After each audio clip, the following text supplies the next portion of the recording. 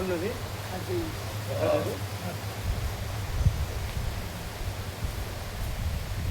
ગણપતિ બાપા જતું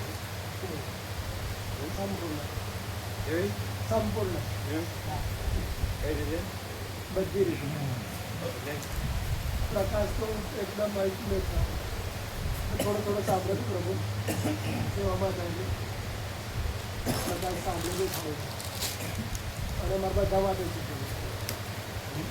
એટલા દિવસ પ્રભુ નહીં અમે બધા એમ આવી કાલનો જે પ્રકાશ થયો પ્રભુ અમારા બધા માટે છે જે આપો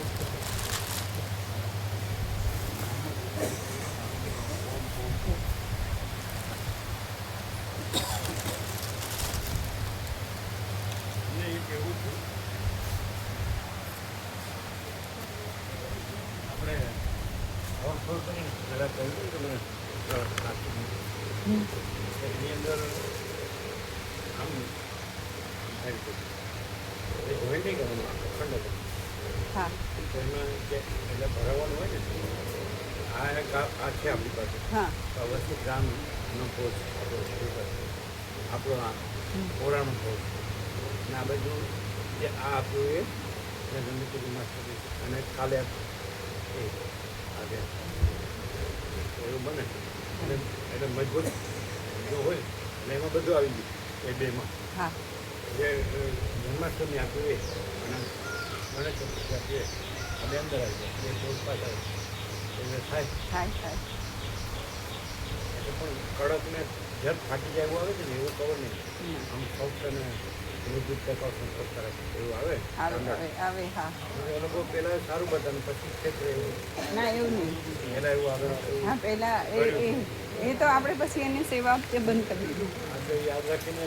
હા કરવાનું હા બરાબર ને આપણે પેલો નાનો ફોટો નથી પૂર્ણ બ્રહ્મ લખેલો એમાં એવું પાકું કડક છે યાદ રાખજો. નાનો આટલો જે આપણી પૂર્ણ બ્રહ્મ વેબસાઇટ ઉપર છે ના આ તો ખ્યાલ આવે છે હા એવું આની સાઈઝ કેટલી રાખે ચાલે એટલે આપણે આ બુક નોટબુક છે એ સાઈઝ રાખે ચાલે હા ચાલો એમ બરાબર તો સરખું આવે આખું એ યાદ રાખીને કરવું હા કેટલી કોપી કરીએ ચાલે આ તો ઘણી વધારે એટલે આમ આ લોકો કે થોડું થોડું કરો એવું નહીં સરખી એવી કરાય ફૂલ કરાય અને અમુક લોકો એ 150 એ તો જાય, ભગવાન 1000 જાય. ના આ તો બધા પાસે હોઈ શકે બધા જ જે લોકો તત્વબોધમાં આવે કે નહીં આવે ખાલી ઉત્સવમાં આવે તો આપણે પણ અતિરેક ન કરીએ ને ઓછી વધુ નહીં પણ માપણી કરીએ તો કેટલી માપણી કરીએ તો 2600 બરાબર ઓમ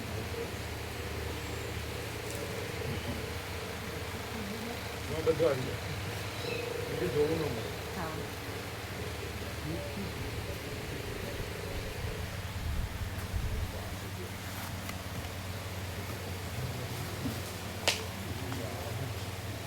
તમે પૂછ્યું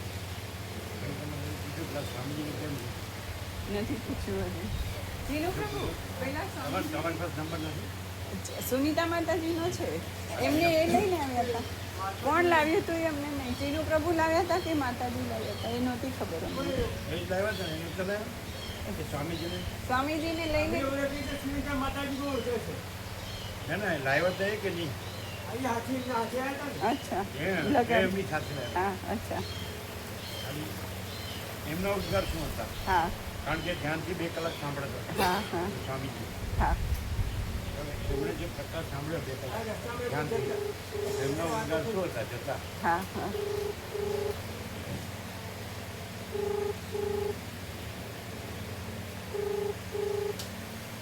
કારણ કે પોતે એમની લાઈફ હોય પણ તે જીવતા હોય ને પ્રકાશ જીવતા હોય એટલે એપ્રિશિએટ કરી શકે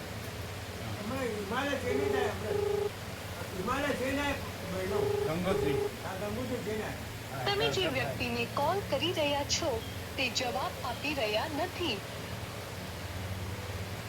સ્કૂલે જતા હશે ડ્રાઈવ કરતા હોય કદાચ સ્કૂલે જતા હોય ડ્રાઈવ કરતા હોય કદાચ સુનિતા માતાજી ઉપાડતા નથી આપણે તો કેવો હા એકવાર કરી જોઈ હતી ઉપાડે હમ. એ સ્વામીજી 2 કલાક ધ્યાનથી હા. પ્રકાશ સાંભળતા હતા. અને એમના ઉદ્ગાર શું હતા? હા.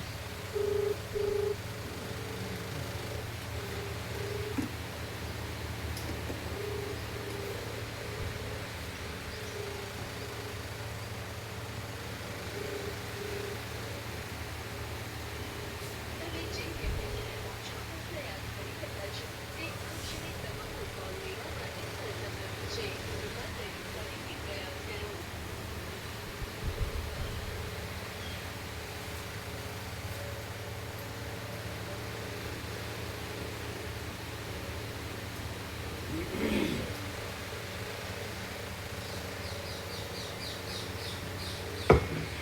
ઓમ ઓમ બરાબર. એટલે કોન્ટેક્ટ કરીને આટલું જ પૂછવાનું કે સ્વામીજી એમ કે એકદમ સરળ હતા અને ધ્યાનથી 2 કલાક પ્રકાશ સાંભળ્યો. પછી એમના ઉદ્ગારો શું હતા એમ જતા જતા એમણે કીધું અમારી સાથે જ આવ્યા છે.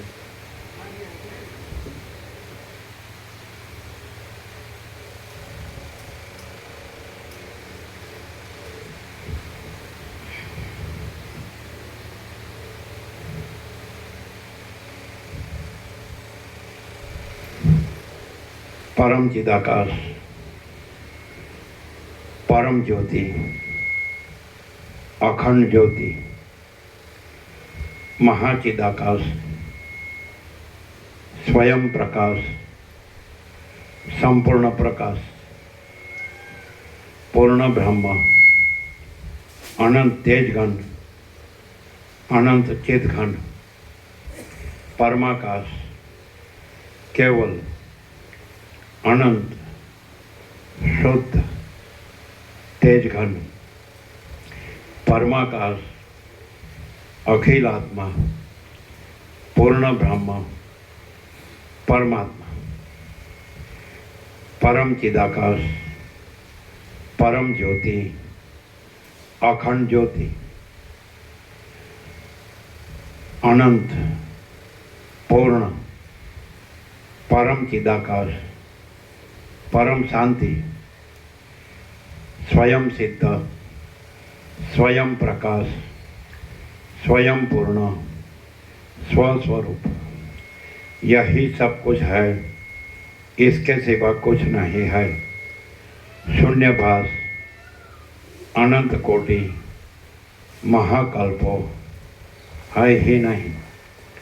महाचिदाकाश, स्वयं प्रकाश, संपूर्ण प्रकाश, महाचिदाकाश ज्योति, अनंत, अखंड, अभेद, महाचिदाकाश ज्योति, महातत्व, महासामान्य, महाचिदाकाश, स्वसंवेद्य, सहज निर्विकल्प, महाचिदाकाश, परम कैवल्य, परम शांति, परम चिदाकाश, अनंत, पूर्ण, निरपेक्ष सत्य, अनंत, संपूर्ण, अपरिघी, निर्भ्रांत, निरपेक्ष। वह सीताराम निर्वाण उत्तरार्ध राउंड 39मो राउंड।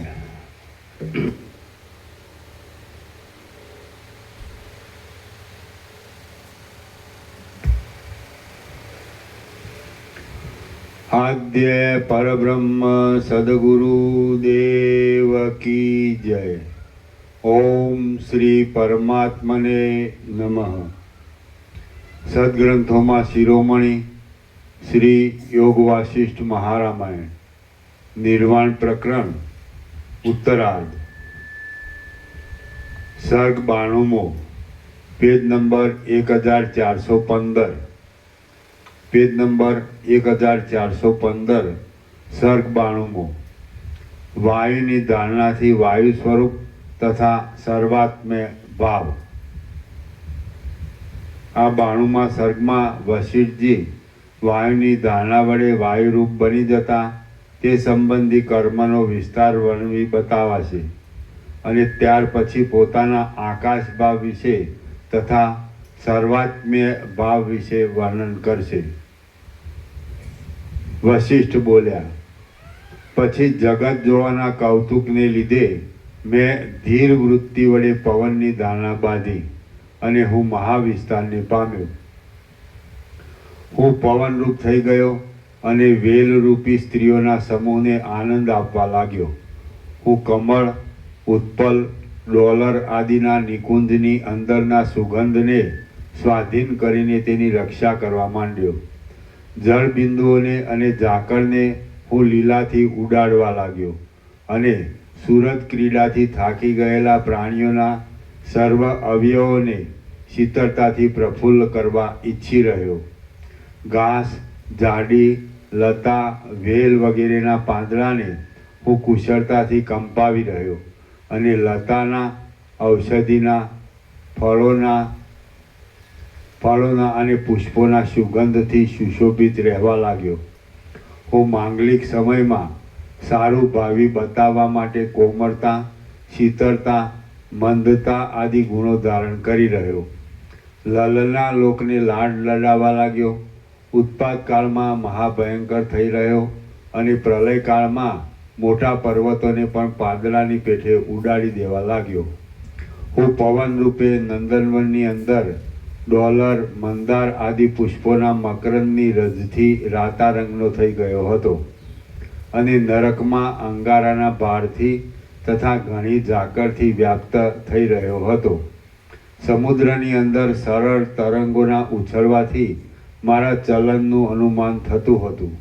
આકાશમાં હું જાણે વાદળાને ખસેડીને ચંદ્રમારૂપી અરીસાને નિર્મળ કરતો હોઉં અને જાણે વાદળાને ખેંચી લાવી ચંદ્રમારૂપી અરીસાને ઢાંકી દઈ મલિન કરી દેતો હોઉં તેમ જણાતું હતું. નક્ષત્રરૂપી રાજસેનાને ચલાવવામાં હું વેગવાળા એક મોટા રથના જેવો હતો. ત્રણેય લોકમાં સિદ્ધ પુરુષોનો સંચાર કરવામાં અને દેવતાઓના વિમાનને ધારણ કરી રાખવામાં હું મુખ્ય સાધનરૂપ થયો હતો. મારી ગતિ બહુ ઉતાવળી હતી, તેથી હું જાણે ચિત્તનો સહોદર ભાઈ હોઉં એમ જણાતું હતું. હું તે સમયે પવનરૂપ હોવાથી અંગ વિનાનો હતો, છતાં જાણે સમસ્ત અંગવાળો હોઉં એમ દેખાતું હતું. હું મારી ચલન શક્તિ વડે ચંદન વૃક્ષને આનંદ ઉપજાવતો હતો. ઝાકળના બિંદુઓની વૃષ્ટિને લીધે હું જાણે ગઢપણના ધોળા રૂવાડાથી વૃદ્ધ થઈ ગયો હોઉં તેવો દેખાતો હતો. પુષ્પાદિની સુગંધને લીધે હું જાણે જુવાન અવસ્થાના ઉન્માદવાળો બન્યો હોઉં તેવો થઈ રહ્યો હતો. મૌન અને કોમળતાથી હું જાણે શિશુભાવને ધારણ કરી રાખતો હોઉં તેમ જણાતું હતું. નંદનવનમાં હું ઉદાર અને મધુર રૂપે રહ્યો હતો અને મારી ગતિ પણ મધુર અને ઉદાર હતી. કુબેરના સુંદર ચૈત્રરથ વનમાં હું મંદ રીતે ચારે બાજુ ફેલાતો હતો અને સ્ત્રીઓના સુરત શ્રમને નિવૃત્ત કરી દેતો હતો. ઘણા કાળ સુધી ગંગાના અવયવરૂપ થઈ રહેલા તરંગોરૂપી હિંડોળામાં હિંચકવાથી હું જાણે મોટા શ્રમને પ્રાપ્ત થયો હોઉં એમ જણાતું હતું. બીજાઓના શ્રમને દૂર કરવાની ઉત્કંઠાથી હું મારા પોતાના શ્રમનો વિચાર કરતો નહોતો અને પારકાના મોટા શ્રમને દૂર કરતો હતો. પુષ્પોના ભારથી નમી ગયેલી ચપળ પત્રરૂપી હાથવાળી ભમરાવરૂપી નેત્રને ધારણ કરી રહેલી અને જાણે વસંતની સ્ત્રીઓ જેવી દેખાતી લતાઓને હું ઘણા લાંબા કાળ સુધી કંપાવતો હતો. ચંદ્રબિંબમાં રહેલા અમૃતને ઘણા કાળ સુધી ઉપભોગમાં લઈ હું પૂર્ણતાવાળી આકાશરૂપી શૈયામાં શયન કરતો હતો અને કમળોના સમૂહને તોડી નાખી પોતાના તથા પારકાના સુરત શ્રમને નિવારતો હતો. બધી રજને મરજી પ્રમાણે લઈ જવામાં હું એક આકાશગામી ઘોડાના જેવો હતો. સુગંધરૂપ મદોન્મત્ત હાથીને ઉલ્લાસ આપવામાં હું એક તેનો મુખ્ય મિત્રરૂપ થતો હતો. વીજળીરૂપી રણસિંગાને વગાડી હું તેના ગંભીર શબ્દ વડે વરસાદરૂપી પશુઓની રક્ષા કરતો હતો. જળબિંદુઓ રૂપી મોતીઓનો તો હું એક તાંતણાની પેઠે આધાર હતો. રજને સમાવી દેનારા જળને હું શોષી લેતો હતો. હું આકાશરૂપી પુષ્પના સુગંધ જેવો દેખાતો હતો. આથી આકાશના ગુણરૂપ શબ્દનો હું જાણે સહોદર ભાઈ હોઉં તેમ દેખાતું હતું. હું પ્રાણીઓના અંગો તથા ઉપાંગોમાં પ્રવેશ કરતો હતો અને નાડીરૂપી પરનાળામાં પાણીના પ્રવાહની પેઠે વહ્યા કરતો હતો. સર્વ પ્રાણીઓના પ્રાણરૂપ હોવાથી તેમના મર્મસ્થાનમાં કામ કરનારા સર્વ પિત્ત કફ આદિનો હું એક આત્મારૂપ જેવો જ હતો. નિરંતર હું એક વટે માર્ગુની પેઠે અહર્નિશ ભમવાનું જ કામ કર્યા કરતો હતો. હૃદયરૂપી ગુફામાં હું કેસરી સિંહની પેઠે ઘર કરી રહ્યો હતો. અગ્નિની અંદર રહેલા બળને હું બરાબર રીતે જાણતો હતો. સુગંધરૂપી રત્નને હું લૂંટારાની પેઠે લૂંટી લેતો હતો. હું વિમાનરૂપી નગરના આધારરૂપ હતો. પાપરૂપી અંધકારને નિવૃત્ત કરવામાં હું ચંદ્રમા જેવો હતો અને શીતળતારૂપી ચંદ્રમાનો તો હું ક્ષીરસાગરની પેઠે જન્મભૂમિરૂપ હતો. પ્રાણ અને અપાનની કળારૂપી રજ્જુ વડે હું પ્રાણીઓના શરીરરૂપી યંત્રોને ચલાવતો હતો. સમુદ્રના તરંગોને ઉછાળવાથી હું દ્વીપો સાથે શત્રુતા કરતો હતો. રજ વડે દ્વીપોમાં ભરતી કરવાથી તેની વૃદ્ધિ કરવાને લીધે હું તેના તરફ મિત્રતા પણ બતાવતો હતો અને તેને ધ્રુજાવતો પણ હતો. મનોરાજ્ય વડે નજર આગળ ખડા થઈ ગયેલા નગરની પેઠે હું પાસે હતો, છતાં મારું સ્વરૂપ કોઈના જોવામાં આવતું ન હતું. વીંઝણારૂપી તલમાં હું તેલ જેવો હતો અને ચપળતારૂપી હાથીને બાંધવાના ખીલારૂપ હતો. હું પ્રલયકાળમાં એક ક્ષણવારમાં જ બધા પર્વતોને ઉખેડી નાખતો હતો.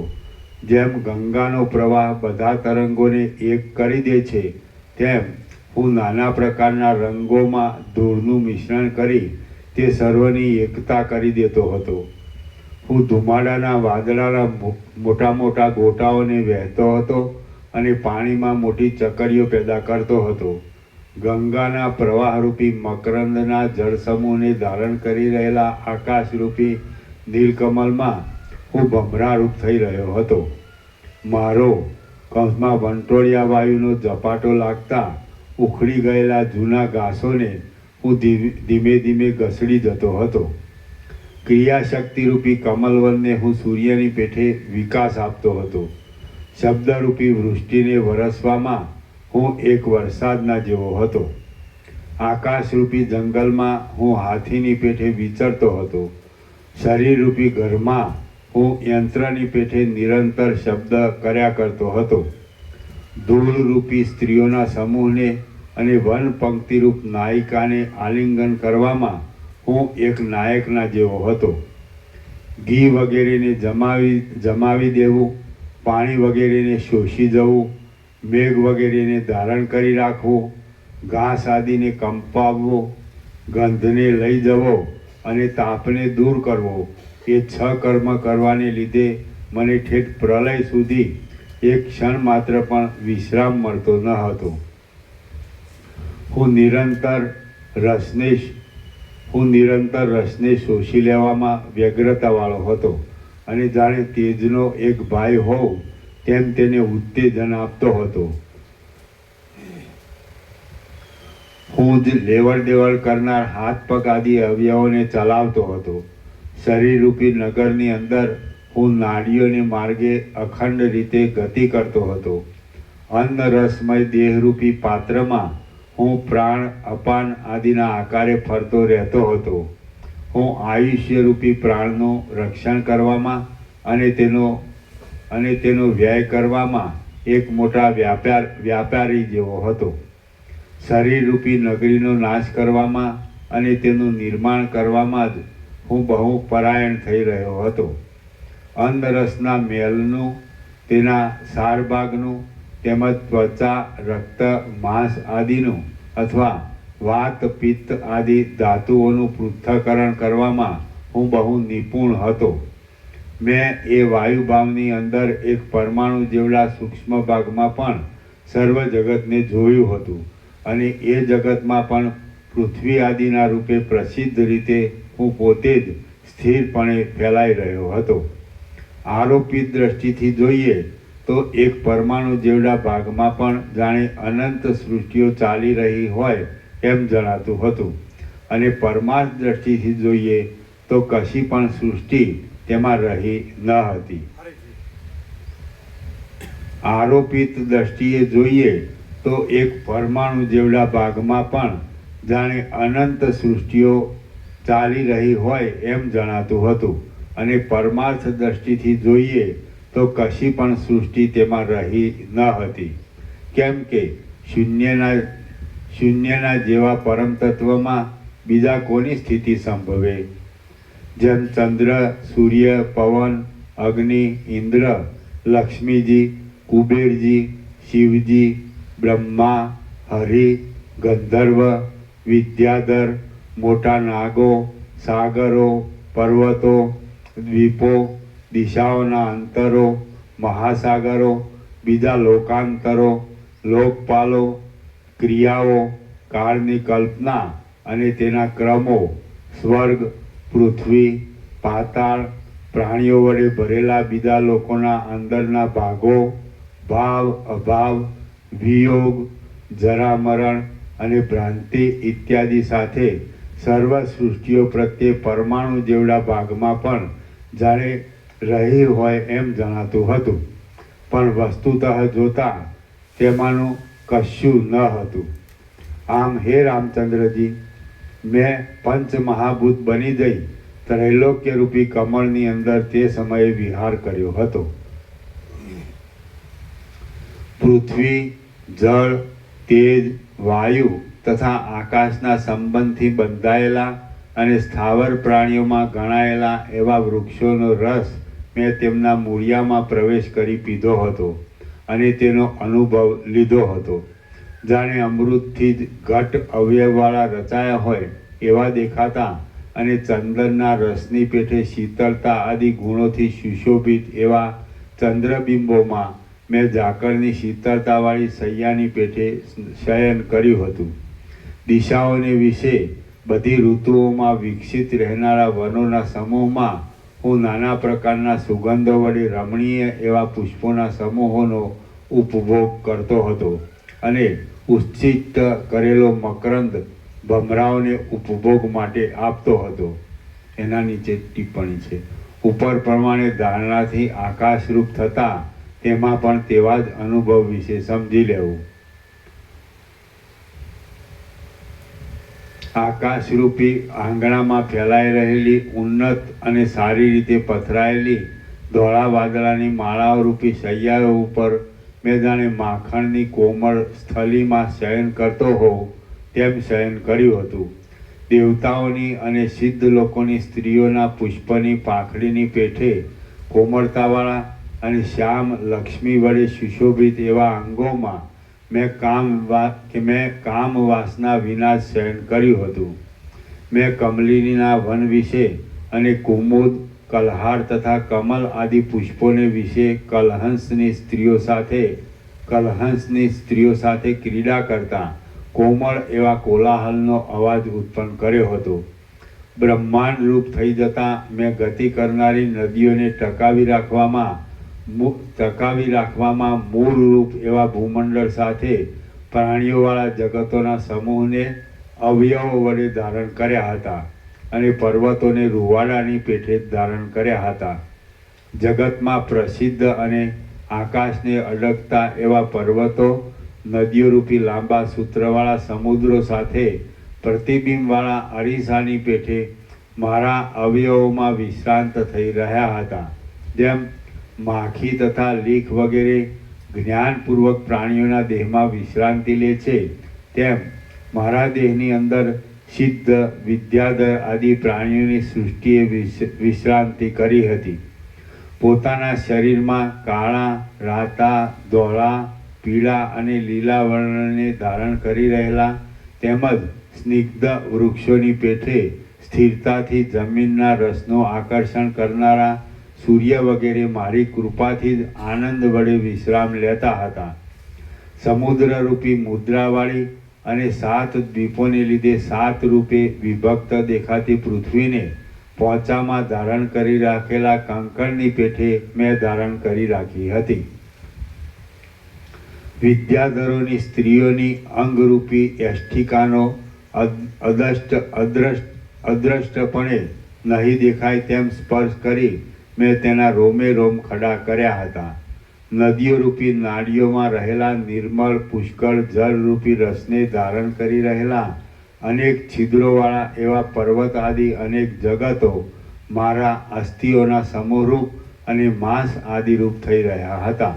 જેમ ઉંબરાના ફળમાં અસંખ્ય મચ્છરા રહ્યા હોય છે, તેમ મારા હૃદયાકાશની અંદર ચંદ્ર સૂર્યરૂપી ચપળ ચામરવાળા અસંખ્ય ઐરાવત હાથીઓ રહ્યા હતા.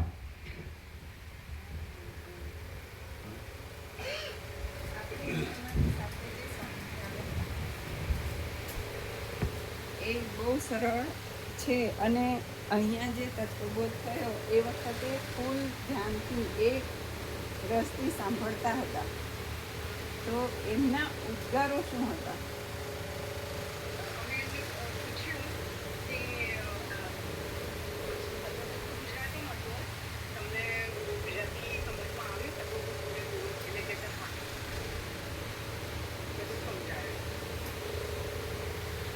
એમના ઉદ્ગારો શું હતા?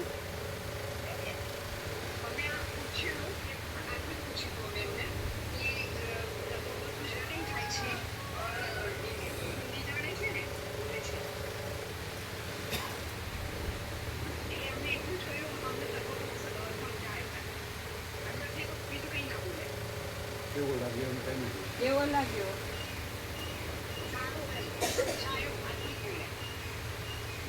સારો લાગ્યો, સમજાયો આટલું.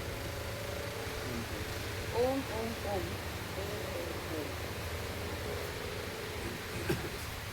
હિન્દી ભાષી છે એટલે હિન્દી ભાષી છે ને, પણ ગુજરાતી સમજાય એવું કીધું. ગુજરાત પૂછ્યું કે ગુજરાતી હતું તો તત્વબોધને તમે હિન્દી સમજો છો તો તમને સમજાયો તો કે હા? અને ગુજરાતીમાં સમજાવ્યું. આમ હિન્દી ભાષી છે.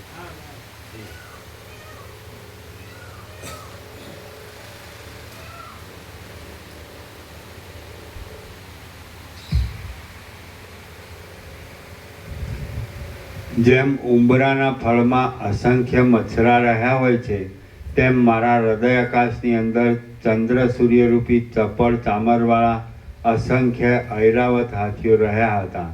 એ પ્રમાણે હે રામચંદ્રજી, હું સર્વ પાતાળરૂપી ચરણને ધારણ કરી રહ્યો હતો ત્યારે ભૂતળ મારા ઉદરરૂપ હતું અને આકાશને મેં મસ્તક રૂપે ધારણ કર્યું હતું. છતાં પણ મેં મારું વાસ્તવિક પરમ સૂક્ષ્મ ચિન્માત્ર સ્વરૂપ છોડ્યું ન હતું. પરંતુ હે રામચંદ્રજી, સર્વ પાતાળરૂપી ચરણને ધારણ હું સર્વ પાતાળરૂપી ચરણને ધારણ કરી રહ્યો હતો ત્યારે ભૂતળ મારા ઉદરરૂપ હતું અને આકાશને મેં મસ્તક રૂપે ધારણ કર્યું હતું. છતાં પણ મેં મારું વાસ્તવિક પરમ સૂક્ષ્મ ચિન્માત્ર સ્વરૂપ છોડ્યું ન હતું. હું સર્વ દિશાઓમાં, સર્વ ઠેકાણે અને સર્વ સમયે બધું કરતો હતો અને સર્વરૂપ થઈ રહ્યો હતો. તો પણ વસ્તુતઃ જોતાં હું સર્વ દ્વૈત ભ્રમથી રહિત કેવળ ચિન્માત્ર રૂપ જ રહ્યો હતો. તે સમય હું કાંઈક દ્રશ્ય પદાર્થ આદિ રૂપે થઈ રહ્યો જણાતો હતો, છતાં મારામાં કાંઈક અનિર્વચનીયપણું રહ્યું હતું. વળી ત્યારે સાકારપણું અને નિરાકારપણું તથા જડતા અને ચેતનપણું એ બંને ભાવનો સારી પેઠે અનુભવ કર્યો હતો. મૈનાક પર્વતની પેઠે પોતાની અંદર રહેલા પર્વત, શિલા આદિ વડે સુંદર તથા અતિ વિસ્તારવાળા સમુદ્રના પ્રત્યેક પ્રદેશમાં હજારો સૃષ્ટિઓ સ્થિરતાઓથી રહી હતી અને તે મારા અનુભવમાં આવી હતી. અરીસો જેમ પ્રતિબિંબિત થઈ રહેલા નગરોને ધારણ કરે છે, તેમ શુદ્ધ ચેતનરૂપ એવા મેં મારા અંગમાં ગૂઢપણે અને પ્રકટપણે અસંખ્ય જગતોને ધારણ કર્યા હતા. હું ચિદ્રૂપ છું અને જેમ સ્વપ્નમાં ચિદાત્મા અનેક આકારે થઈ જાય છે તેમ મેં પૃથ્વી, જળ, તેજ, વાયુ અને આકાશપણું ધારણ કર્યું હતું.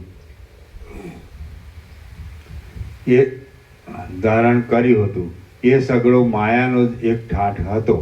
એ પૃથ્વી આદિ અવસ્થામાં મેં આકાશની અંદર પ્રત્યેક પરમાણુના કણમાં પણ અસંખ્ય જગતો જોયા હતા.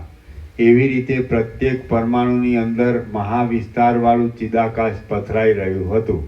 અને જેમ સ્વપ્નમાં બીજા સ્વપ્નો તથા નગરો રહ્યા હોય છે તેમ તેની અંદર અનેક સૃષ્ટિઓનો સમૂહ રહ્યો હતો. હું આત્મારૂપ છું અને હું જ અધ્યાસને લીધે દ્વીપોરૂપી કુંડળને ધારણ કરી રહેલા ભૂમંડળ રૂપ થઈ રહ્યો હતો. એવી રીતે હું જો કે સંપૂર્ણ જગતરૂપ થઈ રહ્યો હતો છતાં એ સગળું માયા માત્ર હોવાથી કોઈ ઠેકાણે હું વ્યાપ્ત થઈ રહ્યો ન હતો. હું ભૂમંડળ રૂપ થઈ ગયો અને પુરુષ આદિ દેહધારીઓને માટે લતા, વૃક્ષ, તૃણ, અંકુર આદિને ઉત્પન્ન કરવા લાગ્યો અને વૃષ્ટિના જળ આદિ રસોને ખેંચવા માંડ્યો. હું અત્યંત શુદ્ધ રૂપ છું અને હું યુદ્ધની પેઠે સર્વદ્વૈતનો સંહાર કરનારી જ્ઞાનની પરિપક્વ અવસ્થાને પામ્યો છું. હું અત્યંત શુદ્ધ રૂપ છું અને હું યુદ્ધની પેઠે સર્વદ્વૈતનો સંહાર કરનારી જ્ઞાનની પરિપક્વ અવસ્થાને પામ્યો છું. મારી અંદર એ આરોપિત દ્રષ્ટિએ લાખો જગતો રહેલા છે અને તાત્વિક દ્રષ્ટિએ કશું પણ રહ્યું નથી. મારી અંદર એ આરોપિત દ્રષ્ટિએ લાખો જગતો રહેલા છે અને તાત્વિક દ્રષ્ટિએ કશું પણ રહ્યું નથી. અધિષ્ઠાન ચૈતન્યની અંદર જે કાંઈ ચમત્કાર રહેલ છે અને બહાર આવીને તે જગતમાં પોતાના જે સ્વરૂપને પ્રકટ કરે છે તે જ આ આપણી નજરે આવતી સૃષ્ટિ છે. કોઈ પણ દેશ કાળમાં જે કાંઈ અનુભવમાં આવે છે, જે કાંઈ કરવામાં આવે છે અને જે કાંઈ દુઃખ આદિનો આભાસ દેખાય છે તે સર્વ પરમાર્થ પરબ્રહ્મના ચમત્કાર વિના બીજી કોઈ રીતે દેખાતું નથી. વિશ્વરૂપે રહેલા સર્વના કર્તા, નિર્વિકાર, શુદ્ધ બોધ સ્વરૂપ અને સદા સ્વરૂપમાન રહેનારા પરમાત્મા પ્રત્યેક વસ્તુમાં રહ્યા છે અને તેની અંદર આ જગતનો અધ્યાસ થયો છે. સર્વના આશ્રયરૂપ, સર્વવ્યાપી અને સર્વના આત્મારૂપ પરમાત્મા જ સર્વત્ર સર્વરૂપે થઈ રહેલ છે એમ વિવેકી પુરુષો સમજે છે. બાકી અવિવેકીઓની સમજણ કેવી છે તે હું સમજી શકતો નથી.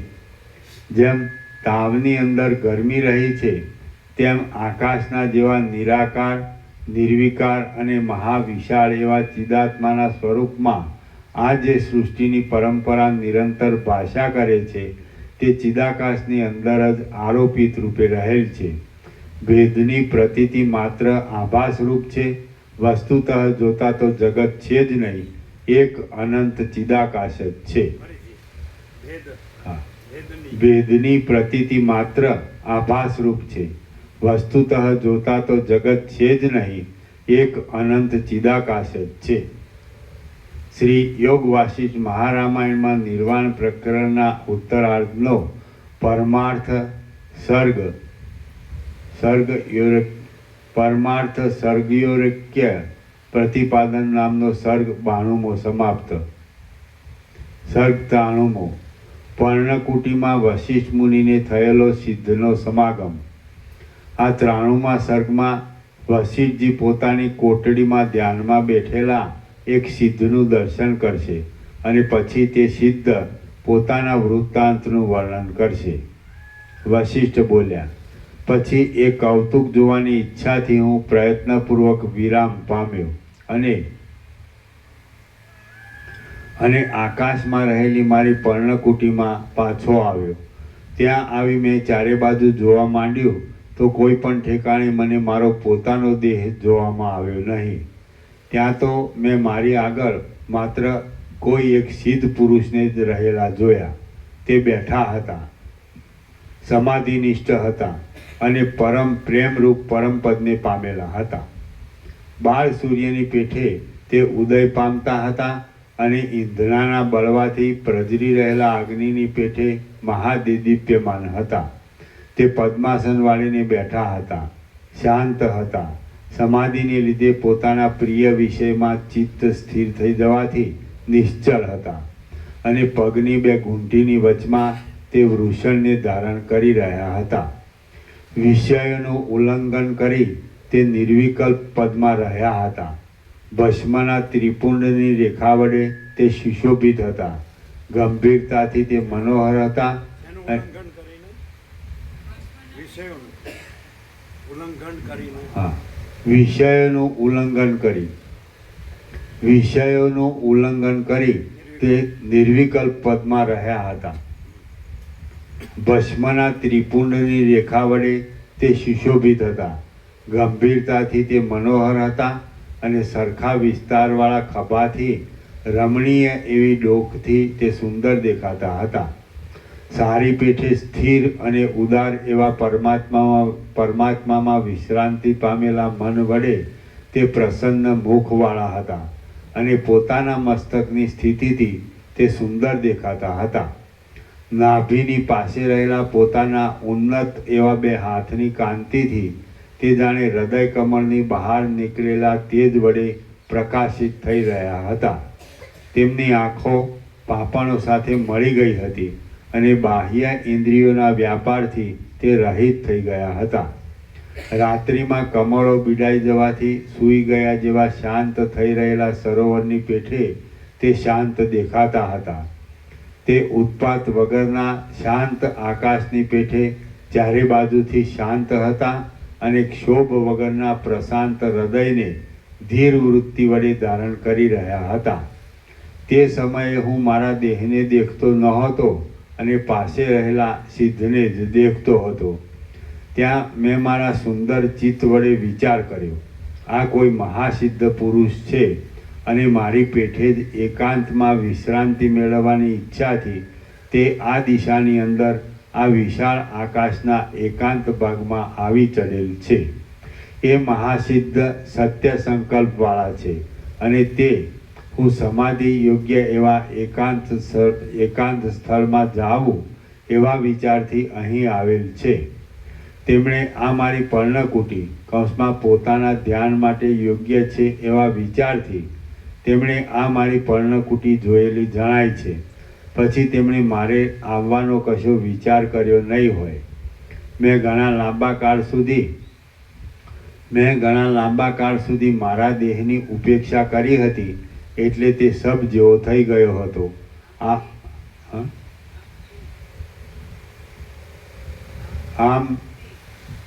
આમ તે સબ જેવો થઈ ગયો હતો. આમ તો એ દેહને અહીંથી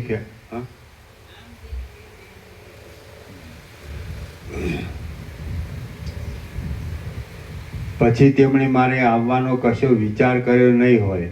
મેં ઘણા લાંબા કાળ સુધી મારા દેહની ઉપેક્ષા કરી હતી, એટલે તે સબ જેવો થઈ ગયો હતો. આમ તે એ દેહને અહીંથી ફેંકી દઈ આ પર્ણકુટીમાં સ્થિતિ કરેલ છે. મારું શરીર સ્થૂળ દેહ અહીં નાશ પામી ગયેલ છે, તો હું આતિવાહિક સૂક્ષ્મ દેહ વડે મારા પોતાના લોકમાં સપ્તર્ષિ લોકમાં જાઉં એવો નિશ્ચય કરી મેં ત્યાંથી જવાની પ્રવૃત્તિ કરી. તેટલામાં તો મારા સત્ય સંકલ્પનો ક્ષય થઈ જવાથી એ પર્ણકુટી પણ જતી રહી. ત્યાં કેવળ આકાશ જ થઈ રહ્યું અને સમાધિમાં રહેલા એ સિદ્ધ પણ નિરાધાર થઈ જઈ નીચે પડ્યા. જેમ સ્વપ્નમાં થયેલા સંકલ્પ શાંત થઈ જતા સ્વપ્નનગર ક્યાંય જતું રહે છે, તેમ મારા સંકલ્પની શાંતિ થતાં તે મારી સુંદર પર્ણકુટી પણ ક્યાંય જતી રહી. વળી વાદળામાંથી જેમ જળની વૃષ્ટિ થાય, આકાશમાંથી પવને ફેંકેલો વરસાદ જેમ નીચે પડે અને પ્રલયકાળમાં જેમ ચંદ્રબિંબ નીચે પડે, તેમ તે ધ્યાનનિષ્ઠ સિદ્ધ પુરુષ પણ ત્યારે નીચે પડ્યા. જેમ વિમાનમાં બેઠેલો કોઈ પુણ્યવાન પુરુષ પુણ્યનો ક્ષય થતાં નીચે પડે છે, જેમ વૃક્ષનું મૂળ કપાઈ જતાં તે નીચે આવી પડે છે, અને જેમ આકાશમાં ફેંકેલો પથ્થર પાછો નીચે આવી પડે તેમ સિદ્ધ મહાત્મા પણ નીચે પડ્યા.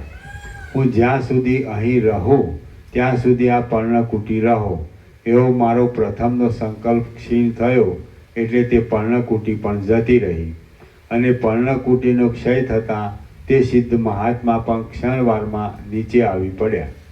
આમ એ સિદ્ધ પુરુષ પડવા લાગ્યા એટલે મને તેમની સુજનતા જોવાનું કૌતુક થયું અને હું પણ આતિવાહિક મનોમય દેહ વડે તેમની સાથે આકાશમાંથી પૃથ્વી ઉપર નીચે આવ્યો.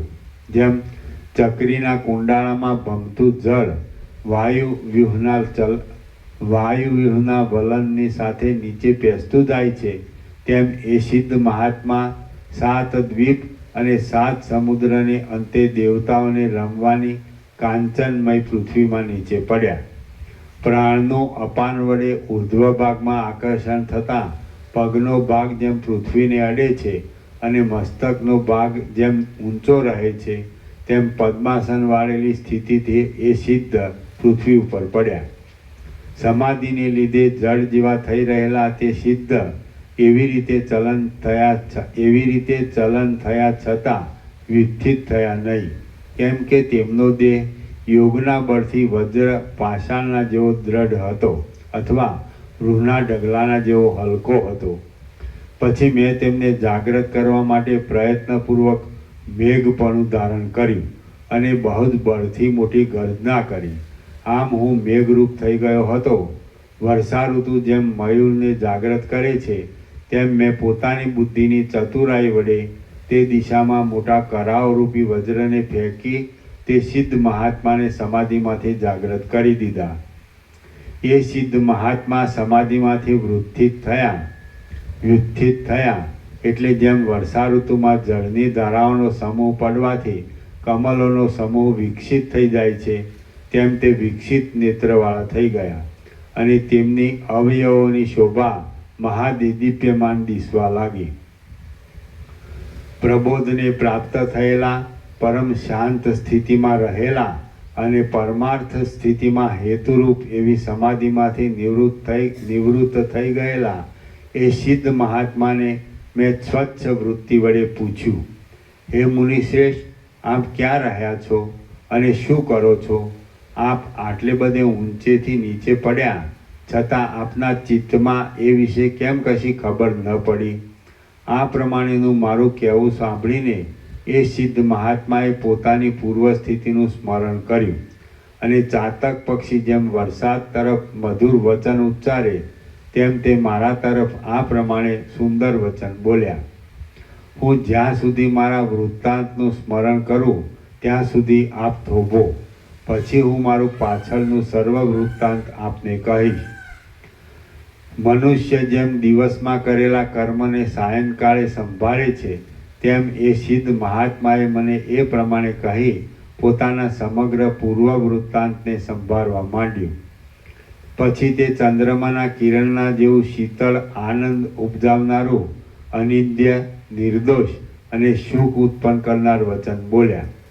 સિદ્ધ બોલ્યા, હે મહારાજ, મેં આપને હમણાં ઓળખ્યા છે. હું આપને નમન કરું છું. મારો થયેલો પ્રથમ દર્શન સમયે નમન ન કરવા રૂપી મારો થયેલો અપરાધ આપે ક્ષમા કરવો, કેમ કે ક્ષમા કરવી એ સત્પુરુષોનો સ્વભાવ છે. એ મહારાજ, એમ ભમરો કમલિનીઓમાં ભ્રમણ કરે છે તેમ હું ભોગ અને સુગંધ વગેરેથી મનમોહક એવી દેવતાઓની ઉપવન ભૂમિમાં ઘણા લાંબા કાળ સુધી ભમ્યો છું. હું સંસારરૂપી સાગરની અંદર દ્રશ્યરૂપી તરંગો વડે વ્યાકુળ બની ગયો હતો. જેમ ચાતક પક્ષી વૃષ્ટિનો અટકાવ થતાં ઉદ્વેગ પામે છે તેમ હું કાળે કરી ઉદ્વેગ પામ્યો હતો. હું ચિત્તરૂપી જળના તરંગોમાં ક્રીડા કરવાથી દ્રશ્યરૂપી નદીના ચક્રના જેવી ચકરીઓમાં તણાતો જતો હતો. મેં ઉદ્વેગ પામી જઈ આ પ્રમાણે વિચાર કરવા માંડ્યો, પરમ તત્વ જેમાં સારરૂપ છે એવા ભોગોમાં શી મનોહરતા રહી છે?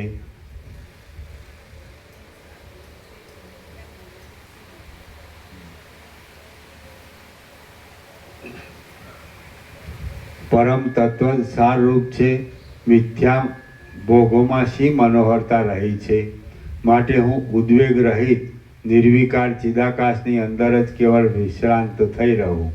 આ જગતમાં શબ્દ, સ્પર્શ, રૂપ, રસ અને ગંધ એ 5 વિષયો વિના બીજું કશું દેખાતું નથી.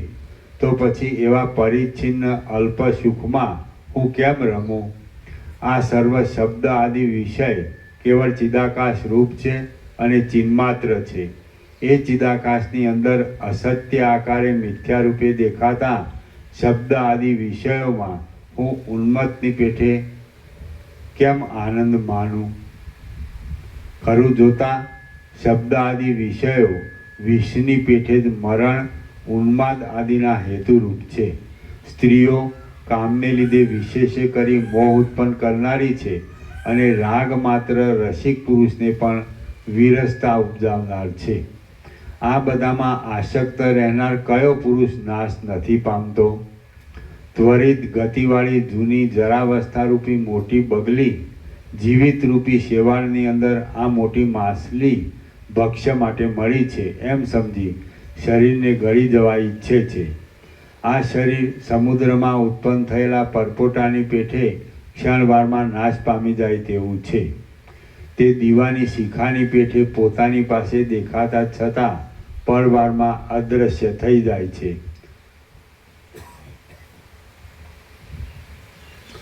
આ જીવિતરૂપી નદી વિવિધ પ્રકારના વિક્ષેપોરૂપી તરંગવાળી છે.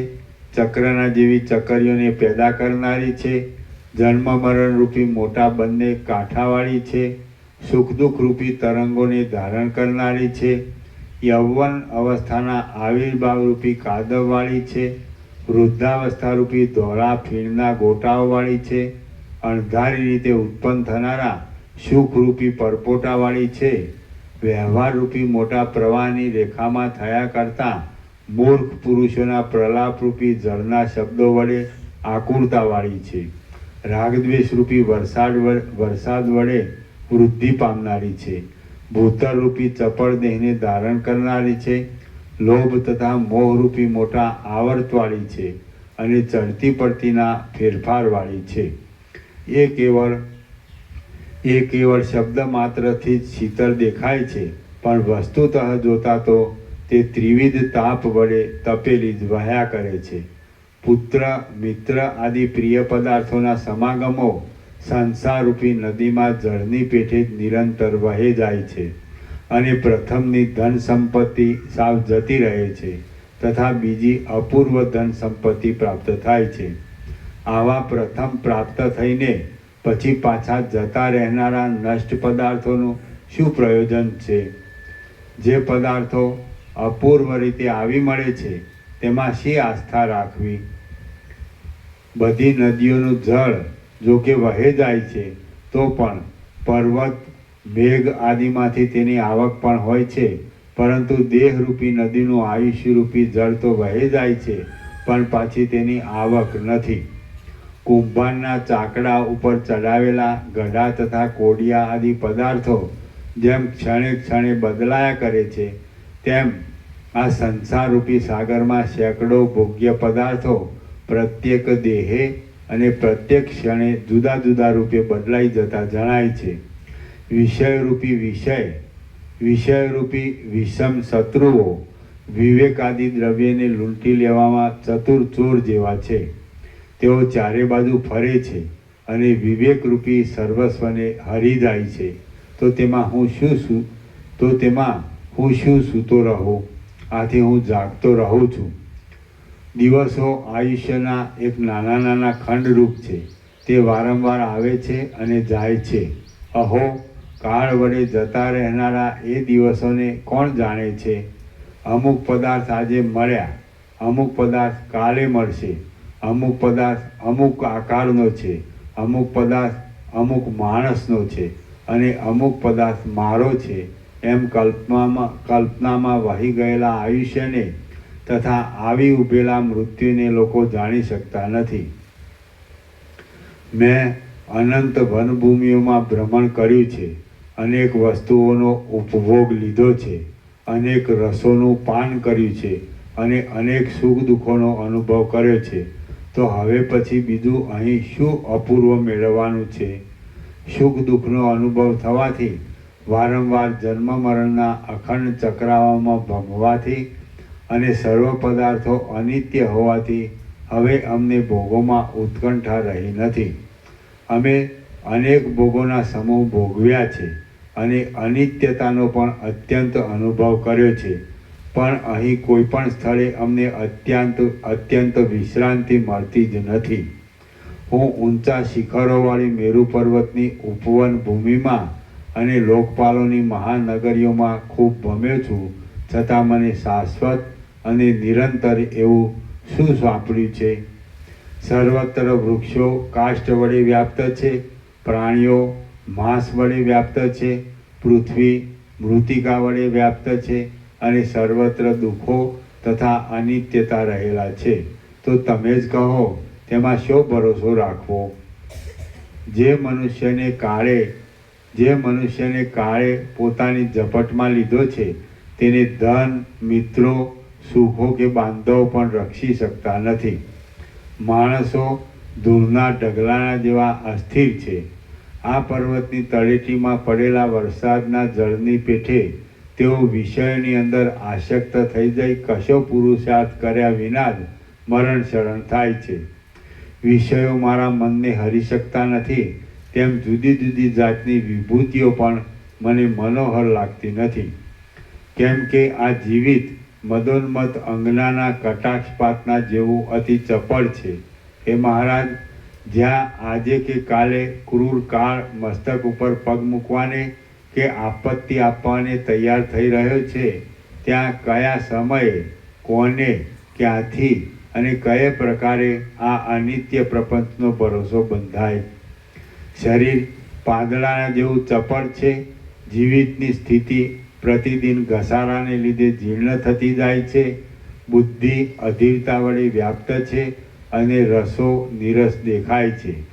આ આખું આયુષ્ય નીરસ ભોગો અને તેના મનોરથોમાં ચાલ્યું ગયું, પરંતુ ચમત્કાર બતાવે એવો કશો પણ પુરુષાર્થ મારાથી મેળવાયો નથી. હવે આજે મોહ મંદ પડી ગયો છે અને દેહ નિસ્સાર હોવાથી કાંઈ ઉપયોગી દેખાતો નથી. વિષયોમાં અનાસ્થા રાખવી એ જ ઉત્તમ અવસ્થા છે અને જીવિતમાં આસ્થા બાંધવી તે અધમ સ્થિતિ છે. સંપત્તિ આવી મળે ત્યારે બુદ્ધિમાન મનુષ્ય નિરંતર માનવું જોઈએ કે અહો, મોહ ઉત્પન્ન કરે એવી વિપત્તિ મારા ઉપર આવી પડી છે, પણ તેણે આ સંસારની અંદર બંધાવવું જ ન જોઈએ. વિધિ અને નિષેધ વ્યવહાર દશામાં સત્ય દેખાતા છતાં પ્રબુદ્ધ દશામાં મિથ્યા જણાય છે. જળ જેમ નીચા ઊંચા પ્રદેશોમાં વહી જાય છે, તેમ મનુષ્યો તે વિધિ નિષેધો વડે પોતાની ઈચ્છા પ્રમાણે દોરાઈ જાય છે. વિષયરૂપી ઝેરી વાયુઓનો ચિત્તરૂપી પુષ્પકળીમાંથી તેના સર્વ સ્વરૂપ વિવેકથી સુગંધને હરી લે છે અને મૂર્છાને પેદા કરે છે. માયાના પ્રભાવને લીધે અસત્ય વિષયો સત્યરૂપ દેખાય છે, અસત્ય વિષયો સત્યરૂપ દેખાય છે.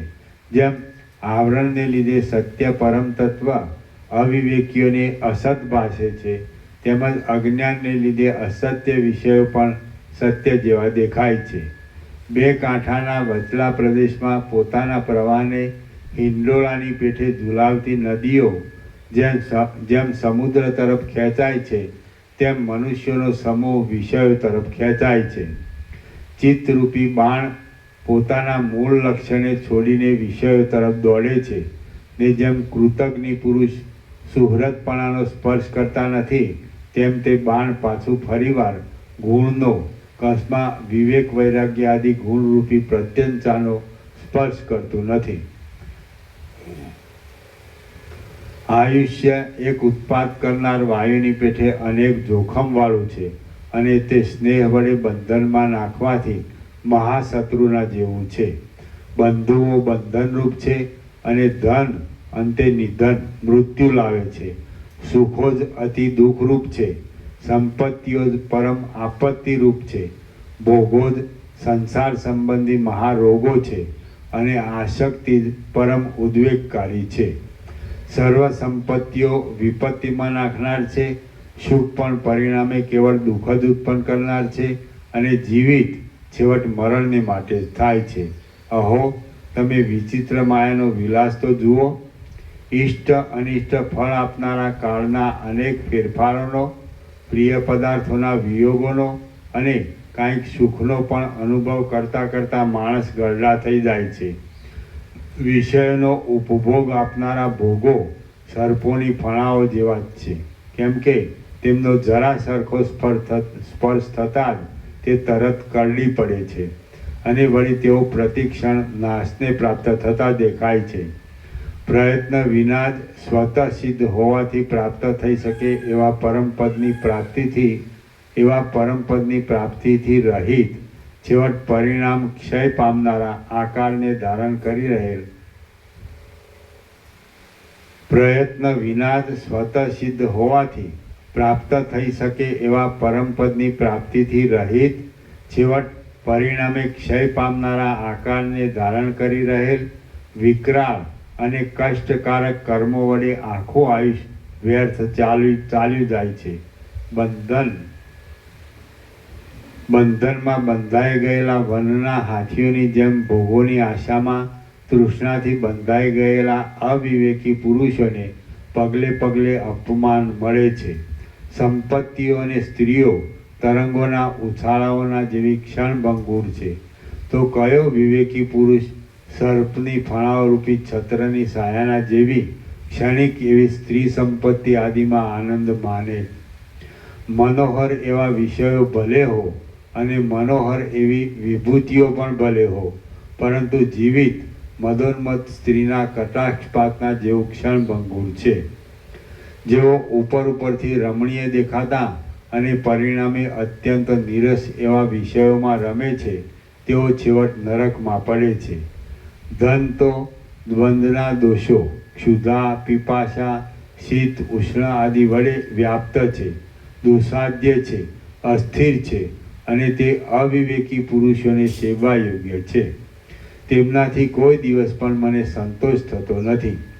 લક્ષ્મી માત્ર ઉપરથી જ મધુર દેખાય છે, પરિણામે દુઃખ પેદા કરનાર છે અને ક્ષણિક વિલાસવાળી છે, કેવળ મોહ જ પેદા કરે છે. દુષ્ટ પુરુષોની મિત્રતાની પેઠે ધન આદિના સંબંધો ઉપરથી રમણીય લાગે છે, સંબંધ વડે પ્રસાર પામે છે, વિપત્તિ પેદા કરે છે અને ઘણે કષ્ટે તે માંડ સંપાદન કરી શકાય છે. યૌવનની શોભા શરદ ઋતુના વાદળાની છાયાના જેવી ચંચળ છે. વિષયો ઉપરથી આરંભમાં રમણીય દેખાય છે, પણ પરિણામે પરિતાપ ઉપજાવે છે. કાળ મહાપુરુષોના જીવિતને પણ ગળી જાય છે અને મનુષ્યનું આયુષ્ય વૃક્ષની શાખાના અગ્રભાગમાં લટકી રહેલા જળબિંદુના જેવું ચપળ છે. વૃદ્ધાવસ્થા પ્રાપ્ત થતાં કેશ ધોળા થઈ જાય છે અને દાંત પણ જીર્ણ થઈ જાય છે. આમ છેવટે બધુંય ક્ષયને અને જીર્ણતાને પ્રાપ્ત થઈ જાય છે, પરંતુ એક તૃષ્ણા જ કોઈ દિવસ જીર્ણ થતી નથી.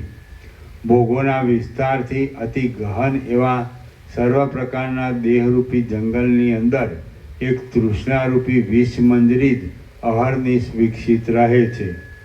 બાલ્યવય યૌવનની પેઠે જતું રહે છે અને યૌવન બાલ્યવયની પેઠે જતું રહે છે. એ બેનું પરસ્પર ઉપમાન ઉપમેયપણું છે અને તે બંનેમાં ક્ષણભંગુરપણું રહેલું છે. જેમ ખોબામાંથી જળ તરત ઘટવા માંડે છે, તેમ આયુષ્ય પ્રતિદિન ઓછું થતું જાય છે. નદીના પ્રવાહની પેઠે વહ્યું જતું એ આયુષ્ય પાછું મળતું જ નથી. આ દેહ અર્જુનવાદ રોગ, આ દેહ અર્જુનવાદની પેઠે કોણ જાણે ક્યાંયથી તરત ખડો થઈ જાય છે અને પાછો આપણી નજર આગળ જ તે તરંગની પેઠે, વાદળાની પેઠે અને દીપકની પેઠે નાશ પામી જાય છે.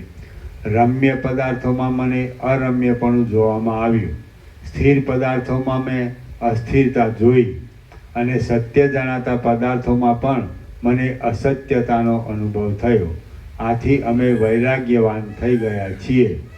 મન વાસના રહિત થઈ જાય છે મન વાસના રહિત થઈ જાય છે ત્યારે આત્મવિશ્રાંતિમાં જે કાંઈ સુખ મળે છે તે સુખ પાતાળ, પૃથ્વી કે સ્વર્ગના કોઈ ભોગોમાં પણ નથી મળતું. જેમ ચિત્રમાં આલેખેલી લતા અજ્ઞાનને લીધે ભમરાને પોતાના તરફ ખેંચે છે, તેમ જ્યાં સુધી મને દ્રઢ વૈરાગ્ય ન હતો ત્યાં સુધી સર્વ વિષયો સહિત પાંચેય ઇન્દ્રિયોની વૃત્તિઓ મને પોતાના તરફ ખેંચી જતી હતી. પરંતુ હવે આજે ઘણે લાંબે કાળે હું અહંકારથી પણ રહિત થઈ ગયેલો છું અને મેં મારી બુદ્ધિ વડે સ્વર્ગ, મોક્ષ આદિમાં વૈરાગ્ય સંપાદન કર્યો છે. ઘણા લાંબા કાળ સુધી મને એકાંતમાં વિશ્રાંતિ લેવાની ઈચ્છા થઈ હતી. તેથી તમારી પેઠે જ હું આકાશમાં દૂર પ્રદેશમાં આવી ચડ્યો છું અને આ પર્ણકુટી મારા જોવામાં આવી છે. આ પર્ણકુટી આપની છે એનું જ્ઞાન મને આજે થયું છે. આપ પાછા અહીં પધારશો એવો વિચાર મારા ચિત્તમાં આવ્યો જ ન હતો. હું અહીંથી આવ્યો તે સમયે મેં અનુમાનથી એમ જાણ્યું હતું કે કોઈ સિદ્ધ મહાત્મા અહીં રહેતા હતા અને તે પોતાની મેળે જ દેહનો ત્યાગ કરી દઈ નિર્વાણને પ્રાપ્ત થઈ ગયેલા છે. હે ભગવાન, આ મારું વૃત્તાંત છે. હું અમુક છું તે સર્વ પણ મેં આપને યથાસ્થિત રીતે કહ્યું છે. હવે આ અપરાધમાં દંડ કે અનુગ્રહ જેમ આપના ધ્યાનમાં આવે તેમ સુખથી કરો. હે મહારાજ, સિદ્ધ પુરુષો પણ જ્યાં સુધી સમાધિપરાયણ થઈ પોતાના અંતરાત્મામાં બધી વસ્તુ વિશે ઉત્તમ બુદ્ધિ વડે વિચાર કરી પૂરેપૂરો નિર્ણય કરતા નથી ત્યાં સુધી તેમને ત્રણેય કાળમાં બનનાર વૃત્તાંતનું કોઈ પણ બરાબર જ્ઞાન થતું નથી. બ્રહ્મા આદિના મનનો પણ એવો જ સહજ સ્વભાવ છે. તો મારા જેવા અલ્પજ્ઞાની માટે તો શું કહેવું? શ્રી યોગ વાસિષ્ઠ મહારામાયણમાં નિર્વાણ પ્રકરણના ઉત્તરાર્ધનો પર્ણકુટીમાં વશિષ્ઠ સિદ્ધ સમાગમ નામનો સર્ગ 93મો સમાપ્ત. સર્ગ 94મો. પિશાચનું વર્ણન તથા જગત અને બ્રહ્મનું ઐક્ય. આ 94મા સર્ગમાં બંનેનું પોતાના સિદ્ધ લોકમાં જવું, તેમાં પિશાચોની અને દેવતાઓની સ્થિતિ કે જે કેવળ મન અનુસાર રહેલી છે તે વિશે વર્ણન કરવામાં આવશે. વશિષ્ઠ બોલ્યા, પછી આકાશના જેવી મહાવિશાળ 7 સમુદ્ર, દ્વીપ આદિથી બહારની સુવર્ણમય પૃથ્વીમાં મેં તે સિદ્ધ મહાત્માને સ્નેહપૂર્વક કહ્યું, કેવળ તમે જ વિચાર નથી કર્યો એમ નથી, પરંતુ મેં પણ તમારી સ્થિતિ સંબંધીનો વિચાર કર્યો ન હતો. કેમ કે દેહધારી યોગીઓને પણ સર્વ વિષયમાં મનની એકાગ્રતા સમાધિ વિના ભૂત ભવિષ્યાદિ બાબતનું જ્ઞાન થતું નથી. જો મને પ્રથમથી આપની અહીં સ્થિતિ વિશે ખબર હોય તો પછી હું તમારા વૃત્તાંતનો વિચાર કરી આકાશની અંદર આ પર્ણકુટીને શા માટે સ્થિર ન કરત? એથી તો તમે અહીં સ્થિર સ્થિતિ કરી શકત. હવે તમે અહીંથી ચાલો, આપણે બંને આપણા સિદ્ધ લોકની અંદર યથાસ્થિતપણે જઈ રહીએ. કેમ કે પોતાના આત્માની વિક્ષેપ વગરની સ્થિતિ સંપાદન કરવામાં પોતાના સ્થાનમાં જ શાંતપણે રહેવું એ એક ઉત્તમ સાધન છે. તે વખતે અમે બંને આકાશમાંના તારા જેવા જણાતા હતા. આવી રીતે નિર્ણય કરી અમે બંને જણ એક યંત્રમાંથી ઉડેલા 2 પાષાણની પેઠે એક સાથે જ આકાશમાં ઉડ્યા. પછી અમે એકબીજાને પ્રણામપૂર્વક રજા આપી. ત્યારે એ સિદ્ધ પોતાના અભિષ્ટ પ્રદેશમાં નંદનવનમાં ચાલ્યા ગયા અને હું મારા અભિષ્ટ પ્રદેશમાં સપ્તર્ષિ લોકમાં ચાલ્યો ગયો. હે રામચંદ્રજી, મેં ઉપર પ્રમાણેનું સર્વ વૃત્તાંત તમને કંઈ બતાવ્યું. તમે આ સંસારની આશ્ચર્યભરી વિચિત્રતા તો જુઓ. રામ બોલ્યા, આપનો આ પાર્થિવ દેહ તો રજરૂપ થઈ જઈ અનુરૂપ થઈ ગયો હશે. તે પછી આપે કયા દેહ વડે સિદ્ધ લોકમાં ભ્રમણ કર્યું? વશિષ્ઠ બોલ્યા, હું જગતરૂપી ઘરની અંદર સિદ્ધ પુરુષોની સેનામાં અને લોકપાલોની નગરીઓમાં ભમતો હતો. મને એ સમયનું વૃત્તાંત સાંભળ્યું તે તમે સાંભળો. હું સ્થૂળ દેહથી રહિત હતો અને આતિવાહિક સૂક્ષ્મ દેહ વડે યુક્ત હતો. હું જો કે ઇન્દ્રના નગરમાં ગયો હતો, પણ ત્યાં મને કોઈએ દીઠો નહીં. હે રામચંદ્રજી, તે સમયે હું આકાશની પેઠે નિરાકાર થઈ રહ્યો હતો. અરે, આધાર કે આધે એ કશું ત્યાં હતું નહીં. હું તો ચિદાકાશ વડે સત્તાવાળા મનરૂપ જ થઈ ગયો હતો. તમારા જેવા સ્થૂળ દ્રષ્ટિવાળાઓને હું ગ્રહિતા રૂપે કૌંસમાં ગ્રહણ કરનાર તરીકે કે ગ્રાહ્ય રૂપે જણાતો ન હતો. તેમજ મારામાં દેશકાળ આદિનું પણ કોઈ ઠેકાણે પરિવર્તન થતું ન હતું. હું મનના મનરૂપે જ રહ્યો હતો. પૃથ્વી આદિ સ્થૂળ આકારથી રહિત જ હતો, અને તેને લીધે જ હું પદાર્થોનો કશો અવરોધ કરતો ન હતો. મારો આકાર સંકલ્પ પુરુષના જેવો હતો. મને પદાર્થોના સમૂહો કાંઈ પણ પ્રતિબંધ કરી શકતા ન હતા. હું પોતે પોતાના અનુભવને જોયા કરતો હતો, અને મારી પેઠે જ મનોમય રૂપે રહેલા પુરુષો સાથે હું વ્યવહાર કરતો હતો. આ બાબતમાં સ્વપ્નમાં થતા અનુભવો દ્રષ્ટાંતરૂપ છે. બાકી જે પોતાના અનુભવને પણ ન માને તેવાઓ સાથે તમારે વધારે તકરાર કરવાની કાંઈ જરૂર નથી. જેમ સ્વપ્નમાં ગતિ કરનાર મનુષ્ય સ્વપ્નની અંદર મનોમય દેહે ઘરમાં વ્યવહાર કરતો હોય તો પણ તે બીજાની સેવામાં આવતો નથી, તેમ હું આકાશમાં રહેલા દેવતાઓની પાસે રહ્યો હતો, છતાં તેમણે મને દીઠો નહીં. હું બીજા પાર્થિવ શરીરવાળાઓને દેખતો હતો, પરંતુ હું આતિવાહિક સૂક્ષ્મ દેહે રહ્યો હતો, અને મને કોઈ પણ દેખતું ન હતું. રામ બોલ્યા, તમે સ્થૂળ દેહના અભાવને લીધે જ્યારે આકાશના જેવા નિરાકાર હતા, ત્યારે એ સુવર્ણમય ભૂમિમાં આપને સિદ્ધ મહાત્માએ શી રીતે દીઠા? વશિષ્ઠ બોલ્યા, અસ્મા આદિ જ્ઞાન વડે અને યોગ વડે સિદ્ધ પુરુષો. વશિષ્ઠ બોલ્યા, અસ્મા આદિ પુરુષો સત્ય સંકલ્પને લીધે પોતાના સંકલ્પને આધારે કલ્પાયેલા પદાર્થોને દેખે છે, પણ જે પોતાના સંકલ્પ વડે કલ્પાયેલા નથી તેને નથી દેખતા. પુરુષ જ્ઞાન યોગ આદિ વડે શુદ્ધ આત્માવાળો હોય છે, છતાં લૌકિક વ્યવહારોમાં નિમગ્ન થઈ જવાથી તે ક્ષણવારમાં પોતાના આતિવાહિક સૂક્ષ્મ સ્વરૂપને ભૂલી જાય છે. મને આ સિદ્ધ મહાત્મા ભલે દેખો એમ મારા મનમાં સંકલ્પ થયો, તેથી મારા સત્ય સંકલ્પને લીધે તેણે મને દીઠો. આમ હું તે સિદ્ધના સંકલ્પના વિષયરૂપ થઈ રહ્યો હતો. બીજા સામાન્ય જીવો ભેદભાવના દ્રઢપણાને લીધે સત્ય સંકલ્પ હોઈ શકતા નથી, પણ એ સિદ્ધ મહાત્મા તો ભેદભાવના બાધિત થઈ જવાથી સત્ય સંકલ્પ હતા. કદાચિત બંને સિદ્ધ પુરુષ હોય અને તેમનું ઈચ્છિત પરસ્પર વિરુદ્ધ હોય, તો તેમાં જેના આત્મજ્ઞાનની નિર્મળતાનું અધિકપણું હોય તથા જેનો પુરુષ પ્રયત્ન પ્રબળ હોય તે જય મેળવે છે. હું સિદ્ધોની સેનામાં અને લોકપાલોની નગરીઓમાં ભમતો હતો, અને વ્યવહારોના સમુદાય વડે મને મારું આતિવાહિક સૂક્ષ્મપણું ભૂલાઈ ગયું હતું. ત્યારે હું મહાવિશાળ આકાશની અંદર બીજાઓની સાથે વ્યવહાર કરવા લાગ્યો, છતાં મને ચંચળને કોઈ પણ દેખતું ન હતું. હે નિર્મળ રામચંદ્રજી, હું જો કે દેવલોકમાં અત્યંત શબ્દ કરતો હતો, પણ સ્વપ્ન પુરુષની પેઠે મારો શબ્દ કોઈના પણ સાંભળવામાં આવતો ન હતો. મારો દેહ કેવળ મનોમય જ હતો, તેથી જો હું કોઈને હસ્ત આદિનો અવલંબ આપવા ધારું તો પણ તે હસ્ત આદિ બીજાના અવલંબન રૂપ થઈ શકે નહીં. આમ હે રામચંદ્રજી, હું આકાશના એક પિશાચ રૂપ હતો, અને મેં દેવલોકની અંદરના પિશાચપણાનો અનુભવ કર્યો હતો. રામ બોલ્યા, આ લોકમાં પિશાચો કેવા આકારે રહે છે? તેઓ કયા સ્થાનમાં રહે છે? તેઓ કેવી જાતિના, કેવા આકારના, કેવા અંતઃકરણના અને કેવા હોય છે? વશિષ્ઠ બોલ્યા, આ લોકમાં કઈ જાતના પિશાચો હોય છે તે હું કહી બતાવીશ, તમે તે સાંભળો.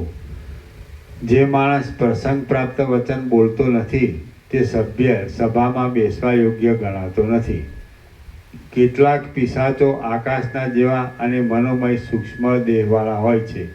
તેઓ પોતાના મન વડે સ્વપ્નની પેઠે કલ્પી લીધેલા હાથ, પગ આદિ અવયવો વડે યુક્ત હોય છે. તેઓ તમારી પેઠે જ પોતાના આકારને દેખે છે. એ પિશાચો બીજા મનુષ્યમાં ભ્રમ ઉત્પન્ન કરનારી અને ભય ઉપજાવનારી પોતાની છાયા વડે પ્રતિબિંબ વડે બીજાના ચિત્તમાં પ્રવેશ કરે છે, તદ્રુપ જેવા બની જાય છે. તેઓ મનુષ્યના દુઃખ ભોગોને આપનાર કાલ, કર્મ, વાસના વગેરે નાના પ્રકારની ભ્રાંતિ, ચેષ્ટા આદિ આકારે પેદા કરે છે. વખતે તેઓ મનુષ્યને મારી નાખે છે, વખતે અલ્પસત્વ અને અલ્પબળવાળા મનુષ્યની રુધિર આદિ ધાતુઓને ચૂસી લે છે, વખતે તેમના બળને અને સત્વને હરી લે છે, અને વખતે ચિત્તને દબાવી જીવોની હિંસા પણ કરે છે. કેટલાક પિશાચો આકાશના જેવા હોય છે, કેટલાક પિશાચો ઝાકળના જેવા હોય છે, કેટલાક સ્વપ્નનગરના જેવા આકારવાળા હોય છે, અને કેટલાક સાકાર છતાં આકાશના જેવા નિરાકાર જ હોય છે. કેટલાક પિશાચોનો આકાર વાદળાના જેવો હોય છે, કેટલાક તો પવનરૂપી દેહવાળા હોય છે, અને કેટલાક તો ભ્રમ રૂપે દેખાતા હોય છે. એ બધાયનું વાસ્તવ રૂપ જોઈએ તો તે બુદ્ધિમય અને મનોમય જ છે. સ્થૂળ દેહના અભાવને લીધે તે કોઈનાથી ગ્રહણ કરી શકાતા નથી, તેમ પોતે કોઈને ગ્રહણ કરી શકતા નથી. તેમનું શરીર આકાશના જેવું શૂન્ય હોય છે, છતાં તેઓ પોતાના આકારને દેખે છે. તેઓ કર્મયોગે પ્રાપ્ત થનાર ટાઢ, તડકા આદિ સુખ દુઃખને પ્રાપ્ત થાય છે. તેઓ બહારના જળ આદિ પદાર્થોને પીવાને કે અન્ન આદિ જમવાને અર્થાત પોતાની મરજી પ્રમાણે લેવું દેવું ઇત્યાદિ વ્યવહાર કરવાને સમર્થ થઈ શકતા નથી. તેઓ ઈચ્છા, દ્વેષ, ભય, ક્રોધ, લોભ, મોહ વગેરેથી યુક્ત હોય છે, અને મંત્ર, ઔષધ, તપ, દાન, ધૈર્ય તથા ધર્મ વડે તેમને વશ કરી શકાય છે. સત્વાસ્તંભ નામના એક જાતના યોગ ધારણના ભેદથી મનુષ્યના સત્વનો અવષ્ટભ અટકાવ કરી શકાય છે. તે વડે યંત્ર વડે અને કોઈ સિદ્ધ કરેલા મંત્ર વડે કોઈક સ્થળે અને કોઈક સમયે કેટલાક પુરુષો તે પિશાચને વશ કરી લઈ સેવા આદિમાં જોડી દે છે અને દેખે પણ છે.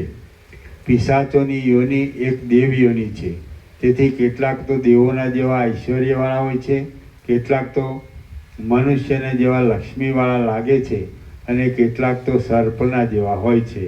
વળી કેટલાક કૂતરા, શિયાળ આદિના જેવા હોય છે, કેટલાક ગામમાં તથા જંગલમાં રહે છે, કેટલાક કૃત્રિમ નાની નાની નદીઓમાં, કચરો નાખવાના સ્થાનોમાં, ઉકરડામાં તથા શેરીઓમાં રહે છે, અને કેટલાક નરકના જેવા અપવિત્ર પ્રદેશમાં વસે છે.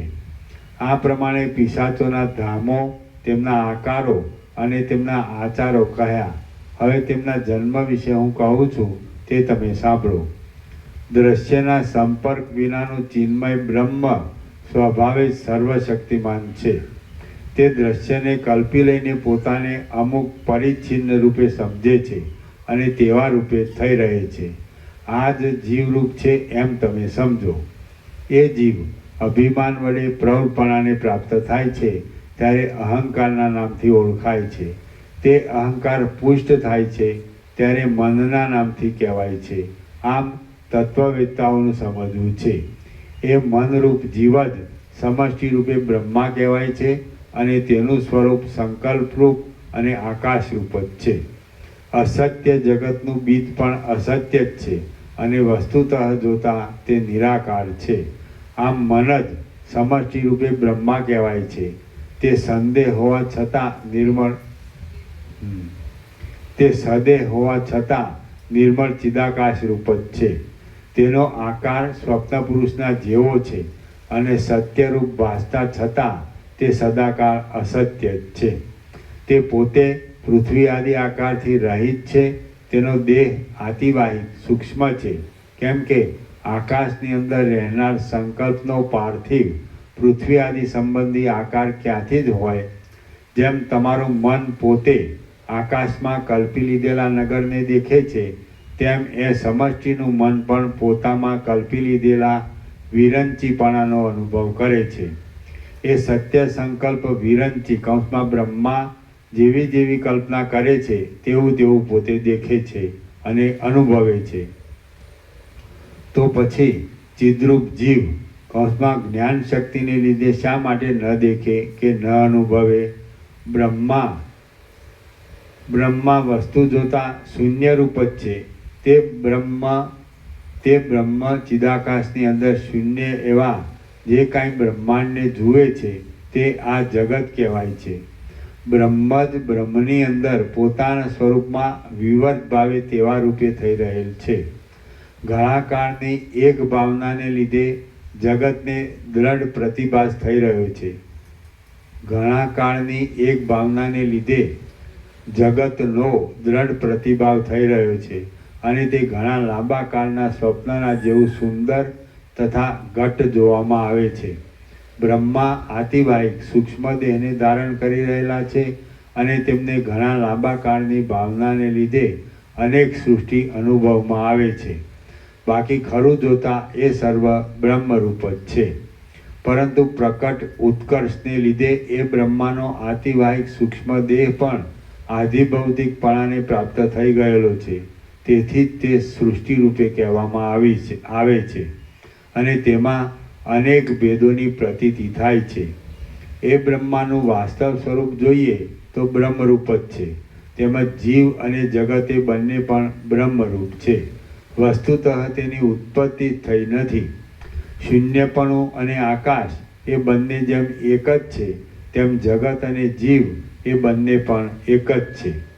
પવન અને ચલન શક્તિની પેઠે તે એક રૂપે જ રહેલ છે. તમે જેમ તમારા મિથ્યા એવા સંકલ્પ પુરુષને સત્ય લેખો છો તેમ એ બ્રહ્મા પણ પોતાના દેહને પંચ મહાભૂત રૂપ સમજે છે. બાકી એ દેહ સાવ મિથ્યા જ છે અને વાસ્તવ નથી. એ બ્રહ્માએ બ્રહ્માંડના આકારે થઈ રહેલા પોતાના શરીરની ધાતુઓના પૃથ્વી આદિ 5 નામ પાડ્યા અને તેઓ પુષ્ટતાને પ્રાપ્ત થતાં જગત રૂપે થઈ રહેલ છે. જેમ તમારો પોતાનો સંકલ્પ અસત્ય છે છતાં તમને સત્ય રૂપે અનુભવમાં આવે છે તેમ સમષ્ટિના આત્મારૂપ બ્રહ્મા પોતાના સંકલ્પને સત્ય રૂપે જ અનુભવે છે. બ્રહ્મા પોતે ચિદાકાશ રૂપ છે અને તેનો સંકલ્પ પણ ચિદાકાશ રૂપ છે. આમ આ સર્વ જગત બ્રહ્માના એક સંકલ્પ રૂપ અને સ્વપ્ન રૂપ છે. તેણે કરેલી આ જગતની ઉત્પત્તિ તથા નાશ એ બંને પણ સ્વપ્ન જેવા જ છે. એ બ્રહ્મનું સમષ્ટિ મન જેવા પ્રકારની સત્યતાને ધારણ કરે છે તેવા જ પ્રકારની સત્યતાને તેના અંશોમાં રહેલી છે. બ્રહ્માંડનું નહીં, બ્રહ્માંડ. એ બ્રહ્માનો સમષ્ટિ મન જેવા પ્રકારની સત્યતાને ધારણ કરે છે તેવા જ પ્રકારની સત્યતા તેના અંશોમાં રહેલી છે. આથી તેણે બનાવેલ ઇન્દ્ર, ચંદ્ર, રુદ્ર અને સૂર્ય અને તેના કિરણો વગેરે પણ તેવા જ સત્યતાવાળા છે. પરમાર્થ દ્રષ્ટિથી જોતા આમ છે તો પછી અનેક જગતના સમૂહો એક જાતનું મનોરાજ્ય જ છે એમ કહી શકાય છે. તે શૂન્ય છે, નિરાલંબ છે અને ચિદાકાશ જ પોતાના સ્વરૂપમાં તેવા રૂપે વિવર્ત ભાવે થઈ રહેલા ભાસે છે. જેમ સ્વપ્નનગર ચિદાકાશ રૂપ છે અને સંકલ્પ વડે કલ્પી કાઢેલો પર્વત પણ ચિદાકાશ રૂપ છે તેમ બ્રહ્મા તથા જગત એ સર્વ પણ નિરાકાર સ્વચ્છ ચિદાકાશ રૂપ છે. નિરંતર અને અવિનાશી એવા ચિદાકાશની અંદર આ દ્રશ્યજાળ આભાસ રૂપે જ માત્ર ખડી થઈ રહેલી દેખાય છે.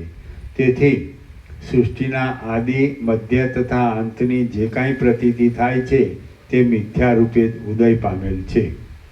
હે નિર્મળ રામચંદ્રજી, તમે, હું અને જગત ઇત્યાદિ જે કાંઈ છે તે ચિદાકાશ રૂપ જ છે. તો પછી તેમાં ઉત્પત્તિ અને નાશની વાત જ ક્યાં રહી? જ્યારે સર્વ મિથ્યા જ છે ત્યાર પછી નિરર્થક અનર્થ ઉત્પન્ન કરનાર રાગ, દ્વેષ, ભય આદિ વિકારો શા માટે વૃથા ઉદય પામે છે તે તમે જ કહો. હે પ્રિય રામચંદ્રજી, વસ્તુતઃ જોતા સૃષ્ટિ આદિ કશું પણ છે નહીં, તેમ સૃષ્ટિ કે તેનો અભાવ એ કશું પણ નથી, પરંતુ સદાકાળ એક જ સ્વરૂપમાં રહેનાર પરબ્રહ્મ જ નિરંતર એવી રીતે કૌંસમાં જગત આદિના આકારે પ્રતીતિમાં આવે છે. ચારે બાજુથી શૂન્ય વિશાળ વિસ્તારવાળા અને ચિત્ત સત્તારૂપી સ્વચ્છ જળ વડે પરિપૂર્ણ ચિદાકાશની અંદર ચિદાકાશરૂપી અક્ષય ક્ષેત્ર છે. કલ્પનારૂપી કાદવથી તે વ્યાપ્ત થાય છે. ત્યારે ચિદાકાશરૂપી બીજમાંથી આ અનેક પ્રાણીઓરૂપી શિલાઓની પંક્તિઓ ઉત્પન્ન થાય છે અને થશે. ખરી રીતે જોતા તો એ ચિદાકાશ રૂપ જ છે. તત્વદ્રષ્ટિ વડે જોઈએ તો અહીં કાંઈ ક્ષેત્ર પણ નથી, તેની અંદર કાંઈ વાવણી પણ થઈ નથી, કાંઈ બીજ પણ નથી, તેમ કશું ઉત્પન્ન પણ થયું નથી. અધ્યારોપ દ્રષ્ટિથી જોઈએ તો સર્વ રહેલું છે. એક ક્ષેત્રની અંદર જે શિલાઓની પંક્તિઓ પુષ્ટપણે રૂઢ થઈ રહી છે તે દેવ આદિ જાતિ છે, જે અત્યંત કાંતિ વડે રત્નરૂપે બહુ ઉજ્જવળતાથી દીપી નીકળે છે. તે દેવર્ષિ આદિની જાતિરૂપ છે. જે શિલાઓ અર્ધભાગમાં ઉજ્જવળ વર્ણવાળી છે તે નર નાગ આદિની જાતિરૂપ છે. જે શિલાઓ મ્લાન છે તે રજોગુણથી દુઃખી થતી કૃમિ સ્થાવર આદિ જાતિરૂપ જાણવી. જે શિલાઓ તોલમાં બહુ ભારે છે, જે કાંતિ પ્રકાશ આદિ ફળથી રહિત છે, જે શૂન્ય આકારવાળી છે, જે ક્ષય વડે ઘસારાવાળી છે અને જે સ્થૂળ શરીર વિનાની છતાં સ્થૂળ શરીરવાળી પણ થઈ જાય છે, તે પિશાચ આદિની જાતિ સમજવી. કોઈ પણ જણ કોઈ પણ ઠેકાણે સંકલ્પ કરનારા વિધાતાની ઈચ્છાનો ફેરફાર કરી શકતો નથી. એટલે વિરંચીની ઈચ્છા જ એવી અનેક જાતિ રૂપે ઉદય પામી રહી છે. એ સર્વ પ્રાણીઓની જાતિ ચિદાકાશ રૂપ જ છે. આતિવાહિક સૂક્ષ્મ દેહવાળી છે અને પૃથ્વી આદિ સ્થૂળ ભાવથી રહિત છે. પરંતુ જેમ ઘણા લાંબા કાળના અનુભવથી સ્વપ્નમાં જાગ્રત દશાની પ્રતીતિ થાય છે, તેમ તે ઘણા કાળના લાંબા અભ્યાસને લીધે પોતાનામાં આધિભૌતિકપણાને કલ્પી લે છે. પિશાચ આદિ પણ એવી જ રીતે આતિવાહિક સૂક્ષ્મ દેહવાળા છે, છતાં ઘણા કાળના લાંબા અભ્યાસથી તે પોતાનામાં આધિભૌતિકપણાને સ્થૂળ ભાવને કલ્પી લે છે.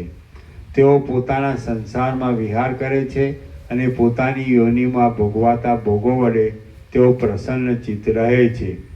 જેમ ગામડાના મનુષ્યો ગામડાના માણસોને દેખે છે, તેમ તેમાંની કેટલીક જાતિ તો પરસ્પર એકબીજાને દેખે છે. પ્રાણીઓની આ સર્વ જાતિઓ જાણે સ્વપ્નરૂપી એક લોકમાં રહેતી હોય તેવી છે. ઘણા મનુષ્યો જુદા જુદા રૂપે પોતાને આવેલા અનેક સ્વપ્નોમાં અનેક લોકોને રચે છે, પણ તેઓ પરસ્પરને જોઈ શકતા નથી. તેમ કેટલીક પિશાચ જાતિઓ પણ અન્યોન્ય એકબીજાને દેખી શકતી નથી અને નાના પ્રકારના આકારવાળી હોય છે. જેવી રીતે જગતની અંદર પિશાચ આદિ નીચ જાતિઓ રહેલ છે, તેવી જ રીતે બીજી કુંભાંડ, યક્ષ, પ્રેત આદિ જાતિઓ પણ ઘણું કરીને રહેલ છે. જેમ જ્યાં નીચાણ હોય ત્યાં જ જળ રહે છે, તેમ જ્યાં પિશાચ આદિ હોય ત્યાં જ કૌંસમાં અંધકાર, તમોગુણ, અજ્ઞાન રહે છે.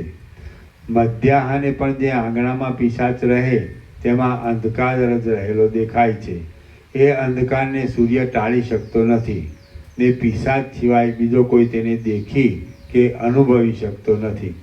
અહો, માયાનો કેવો પ્રભાવ છે એ તો તમે જુઓ.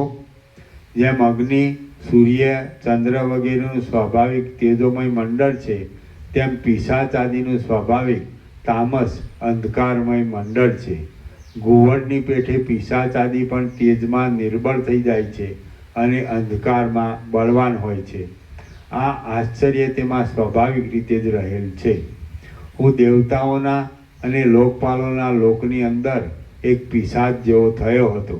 તેથી પ્રસંગને લીધે મેં પિશાચ યોનિમાં ઉત્પન્ન થયેલા જીવની જાતિ વિશે તમને કહી સંભળાવ્યું છે અને તે પણ સમયને અનુસરીને જ કહ્યું છે. શ્રી યોગ વાસિષ્ઠ મહારામાયણમાં નિર્વાણ પ્રકરણના ઉત્તરાર્ધનો પિશાચ વર્ણન પ્રસંગ જગત બ્રહ્મણો ઐક્ય પ્રતિપાદન નામનો સર્ગ 94મો સમાપ્ત. ઓમ ઓમ ઓમ. આનો નંબર શું છે? Page number 1429. પ્રસાદ આપી. પ્રસાદ આપી દો.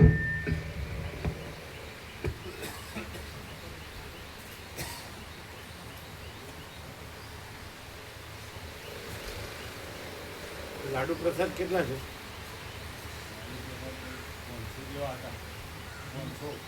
500. 515 જેવા હતા. એમાંથી આજે ચિરાગ ગુરુ 10 લાડુ આપે. કેટલા આપ્યા? 10 લાખ. આજે? એ જોઈસી એટલે એમના શિક્ષકો બધા પ્રસાદ નાખતા હોય એટલે 10 લાડુ બનાવે. બરાબર બરાબર.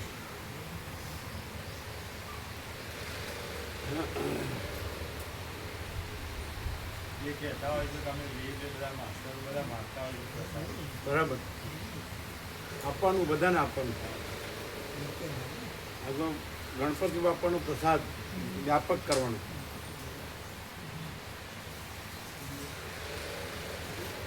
આમાં જે ભાવિકો કાયમ આવતા હોય, જે ભાવિકો આવતા હોય ને કાયમ, એ નો આવ્યા હોય ને એ બધાને પહોંચાડવાનું. જે નો આવ્યા હોય ને કાયમ આવતા હોય એને પહોંચાડવાનું.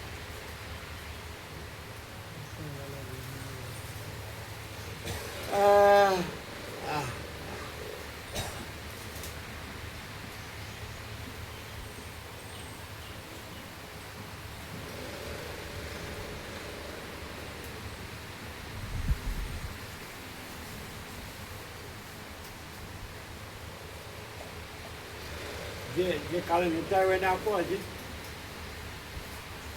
પ્રસાદમાં જે નહોતા કાલે લાડુ એ લાયા છે.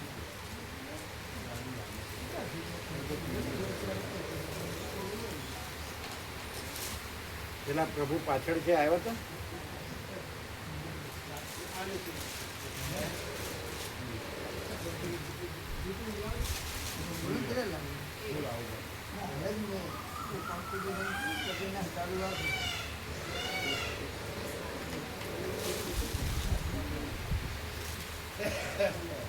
દાખલા તરીકે આનંદ પ્રભુ જે વસ્ત્રાલ એમના જે 20 જણ આવતા હોય તેને 20 અપાય, 21 જે આપે તો એવી રીતે બધાને આપવાના.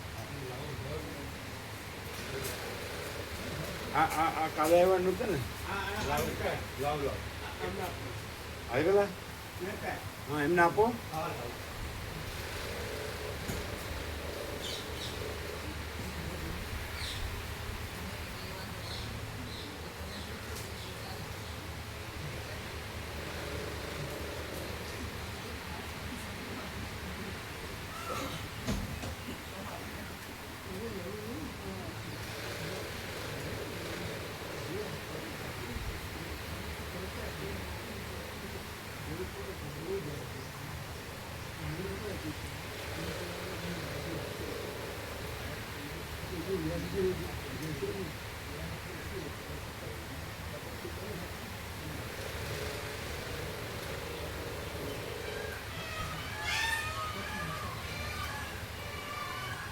આ કાલે હતા? કાલે પ્રસાદમાં હતા?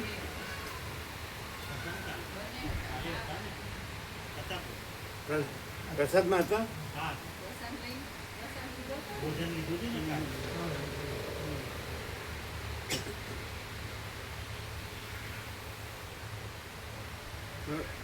મૂળજી પ્રભુને જૂની વાસણીમાં જે કાયમ આવતા હોય એમાંથી જે નો આવ્યો હોય એને માટે લઈ જાઓ. કાલે કાલે નહોતા આવ્યાને યાદ કરીને લઈ જાઓ. કેટલા જણ છે? આ તો 12 એમને આપો, 12 લઈ જાઓ. એ દરેક ઘરમાં એક આપવાનો.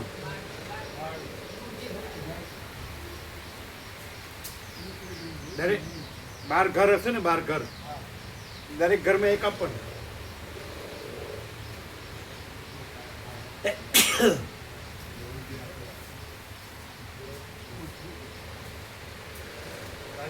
ચિરાગ પ્રભુને કહેતા હતા અત્યારે તમારે ત્યાં આવ્યા હતા કાલે.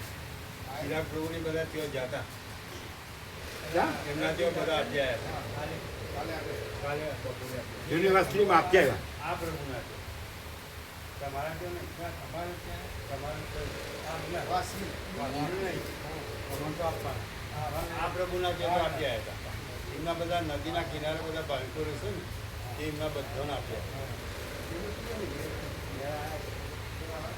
સાંભળો એલા મુરજી પ્રભુ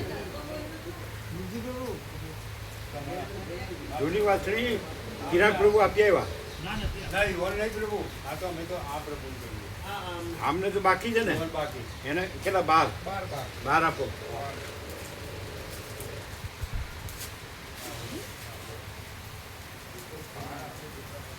કાલે ભોજન પ્રસાદ જે ભોજન પ્રસાદ અહીંયા નદી કિનારે રહેશે એટલે એમના ફરિયામાં બધે ટ્રેક્ટર લઈને પ્રસાદ વેચો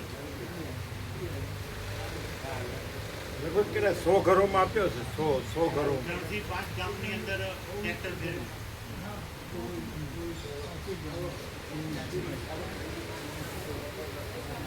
એટલે બધાને લાડુ પ્રસાદે આપ્યો હતો. જી પ્રભુ હા.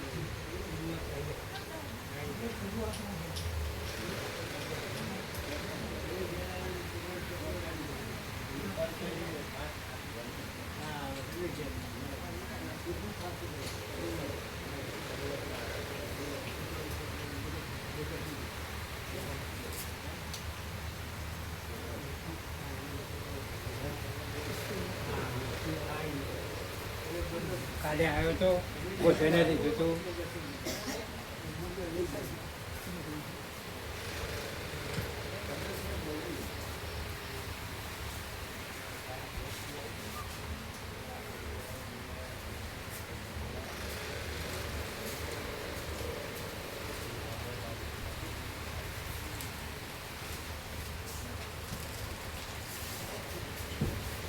તમારા ઘરમાં બધાને આપવા માટે મોકલો. કેટલા જણ છે? અમે મોકલ્યા કાલે 3. 3 માં ગુરુ નહીં છે. ને મતલબ હા એ લોકોને મોકલીએ. હા તમારા ઘરમાં તો કેટલા છે? ઘણા. હા અમે એટલે પણ અમે 3 મોકલ્યા કાલે કે બધાને કોની આપજો. સાથે? પેલા જે જયંતિ પ્રભુ આવ્યા હતા ને એ અમારા ઘર પાછળ જ રહે છે જવાહર ચોક પર. બધાને મોકલવાના વ્યાપક.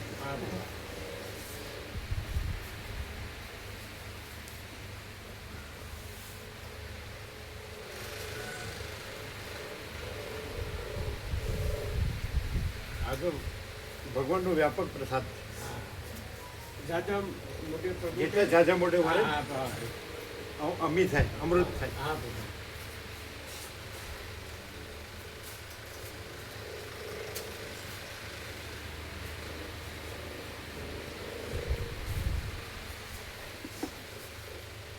કેમ રહ્યો આમ ગણપતિ બાપાનો ઉત્સવ?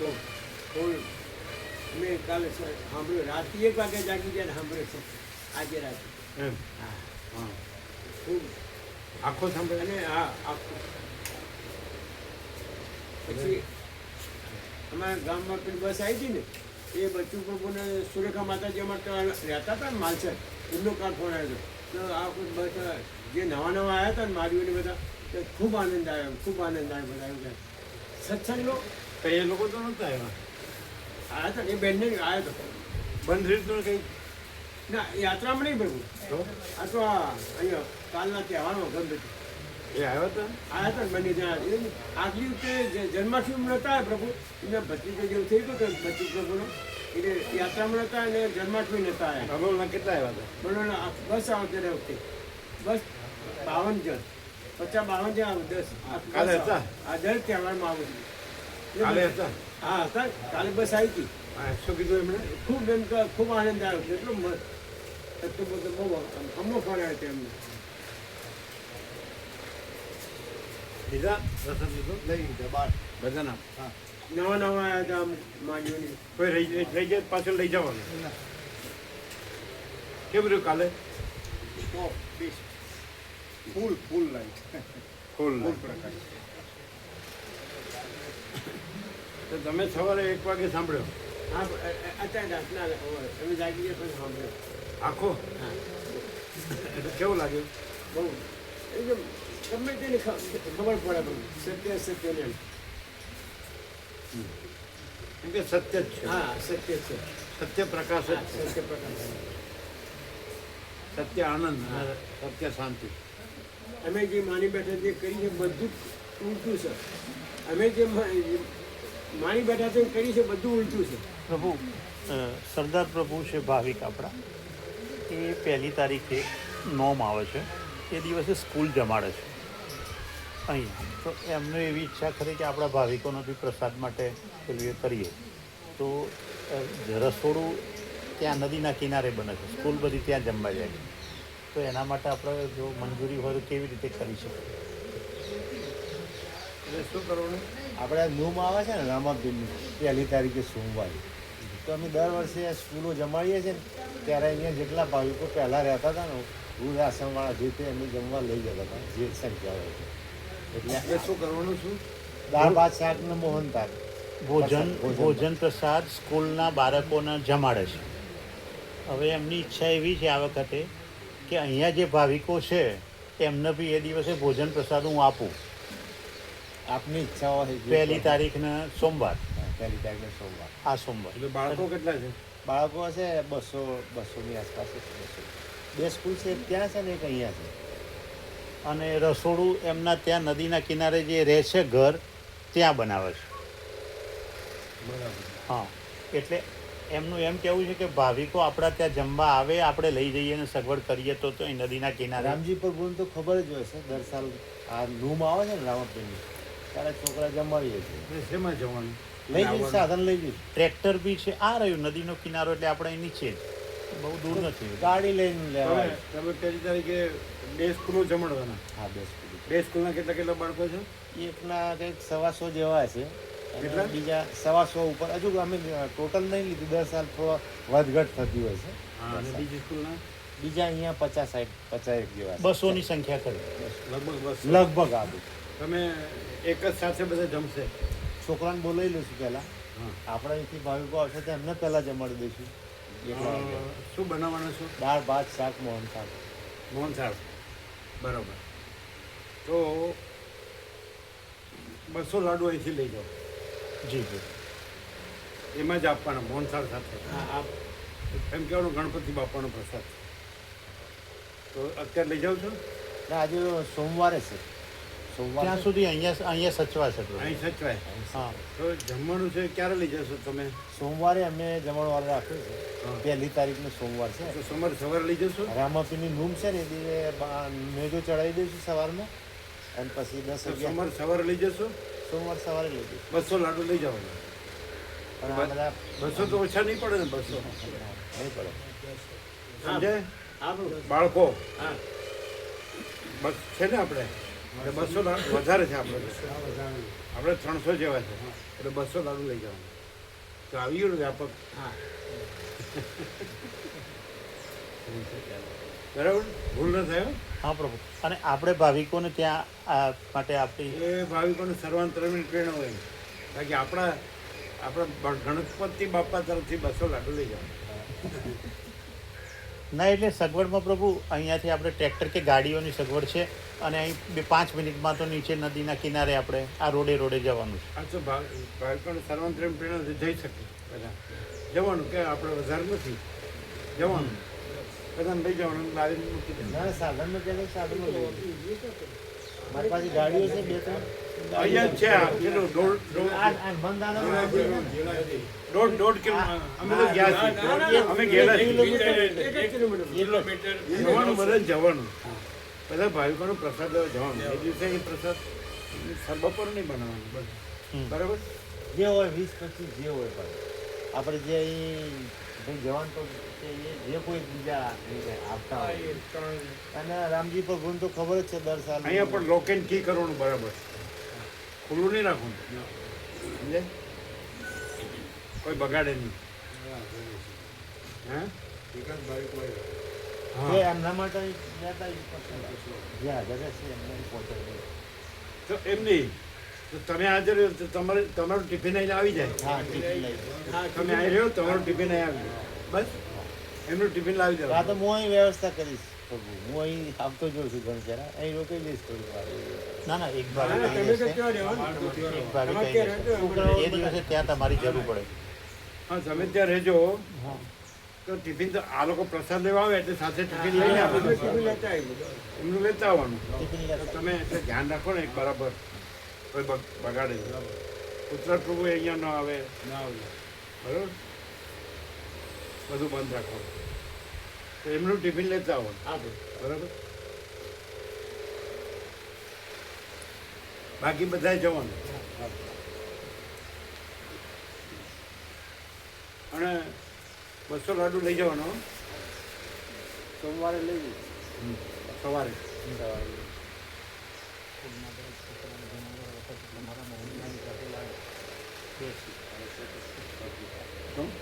બે સ્વીટ મોહનથાળ અને લાડુ બે એમ સ્કૂલના દરેક છોકરાને. એ તો લેશે ને તો વાપરશે તો યંગ હોય ને એટલે એ તો વાપરશે આ તો રેગ્યુલર છે હા રે આજે ખબર પડી તો રહી છે આજે ખબર પડી તો રહી છે. અને આ તમે મારી જોડે અમદાવાદમાં નોકરી કરતા હતા, અમે બંને જોડે અપડાઉન કરતા હતા. મિત્ર છે મારા, વણઝારા કોમ્યુનિટી છે, એટલે નદીમાંથી રેત કાઢી અને બજારમાં વેચવાની એ એમને મૂળ ધંધો છે. પણ નોકરી હતી સરકારી, પહેલાં એક્સ આર્મી સર્વિસમેન છે, પછી આર્મીમાંથી રિટાયર થયા પછી સરકારે નોકરી આપે છે એટલે નોકરી આપે. અમે બંને જોડે 30 વર્ષ અપડાઉન. આર્મીમાં હતા હા આર્મીમાં નદી કિનારે ઘર છે આ રહ્યું અહીંયા. અમે બાપુને જતા ભાઈ ત્યાં વિચારવા માટે નદી બાળકોને તો હમ પગે કિનારે- નદી લાગે. કિનારે કોઈ સાધુ સંન્યાસી નથી રહેતા નહીં ના કેમ ઘણા બધા આયા જતા રહ્યા થોડો સમય રહ્યા જગ્યા એટલે જગ્યા છે છે મંદિર છે એક રામાપીરનું જગ્યા છે મંદિર પણ જતા બહુ રહે વિશાળ પણ હા પણ એટલે 12 મહિના પાણી નહીં રહેતું હોય ને એટલે પાણી રહે હા એક મહારાજ આવ્યા હતા તો રહ્યા બે 3 વર્ષ એ રહ્યા ગયા હતા એટલે પાણી રહે નહીં ને બહુ ઉનાળામાં ના આગળ શામળાજીએ જે ડેમ બનાવ્યો ને મેસો ડેમ, એના કારણે પાણી ત્યાં રોકાઈ જાય છે એટલે શામળાજી આપણે છેલ્લું આવ્યું હા, હતું એ ત્યાં મેસો ડેમ બનાવ્યો એટલે પાણી ત્યાં ભરાઈ જાય. શામળાજી દર્શન મસ્ત થયા હતા કોઈ હતું જ નહીં આપણે જ. અને મેનેજરે આપણને દર્શન કરાવ્યા અંદર લઈ જઈને ડેમ પાછળ જ છે આપણે જેવું આપણે તો સાંજ પડી ગઈ નીકળવાનું તરત તો અમે જોયેલું છે પાછળ હા, મંદિરની પાસે. વિશાળ ડેમ છે પાણી હોય છે ત્યાં 12 મહિના રહેતો હતો ડેમમાં રહે વિશાળ છે અમે જોયું છે હવે આપણે તો જલ્દી દર્શન કરી નીકળીએ ને એટલે આખો વિસ્તાર આપણે 3 બસ તો આગળ નીકળી ગઈ હતી આપણે પાછળ હતા પણ દર્શન બધા ફૂલ મેનેજરે ખોલીને ત્યારે ચોકીદારને બધું ખોલાવી લોક બધા ખોલાવીને અંદર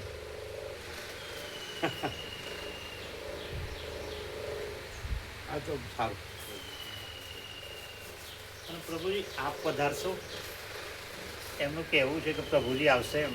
તો અમારે વાંધો નહીં અમારે શું વાંધો તમે ધ્યાન રાખશો ને અહીંયા બરોબર પ્રભુ આવશે. આપને બોલાવો.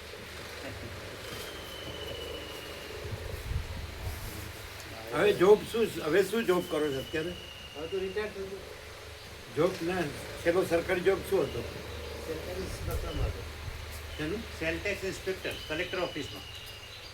સેલ ટેક્સ ઇન્સ્પેક્ટર આર્મી મેનને તો સરકાર નોકરી આપે છે ને, એક રિટાયર્ડ પર્સનને આપે છે એના ક્વોલિફિકેશન પ્રમાણે. બરાબર અત્યારે જીએસટી કહે છે એમાં ઇન્સ્પેક્ટરમાં રિટાયર થયું છે પહેલાં સેલ ટેક્સ કહેવાતો હતો પછી રેટ આવે અને અત્યારે જીએસટી છે એટલે હવે રિટાયર નદી કિનારે જ ઘર છે હા નથી. છોકરાઓ સેટલ છે બધા ધંધામાં. આ વચ્ચે હમણાં રામજી પ્રભુને આ જેસીબી બધું આ જેસીબી બધું આવવાનું કહું જેસીબી માટી ઉપાડનારું એ બધું એમના બાળગોપાલ લાવીને આવે બાબાઓ કરે છે એમના દીકરા અચ્છા હા અહીંયા બધું સરખું કરાવેલું જેસીબી કરી બરાબર.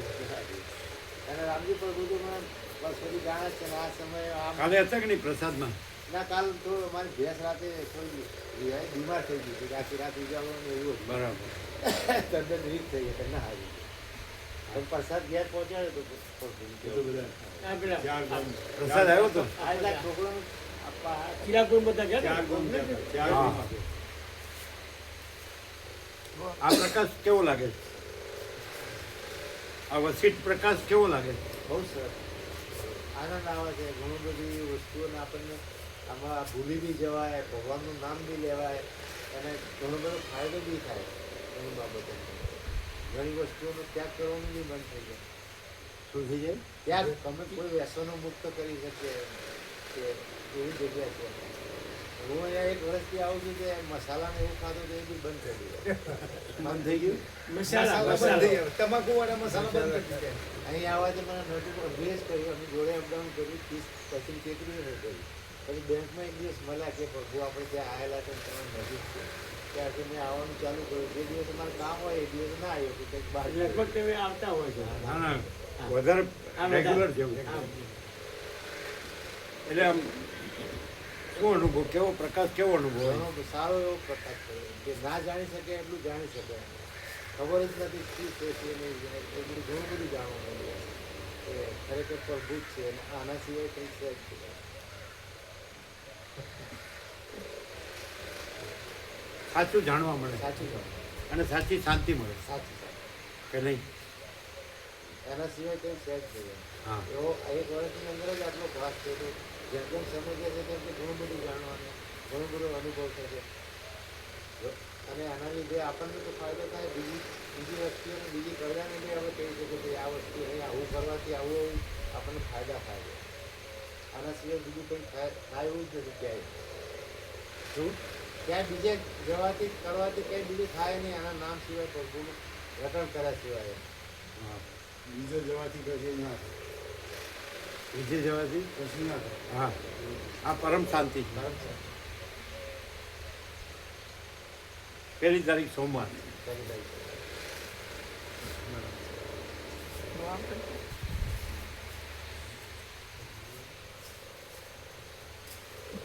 અમે લઈ એટલે શું કે ખબર છે? આ મેળો ના એટલે તળે આવી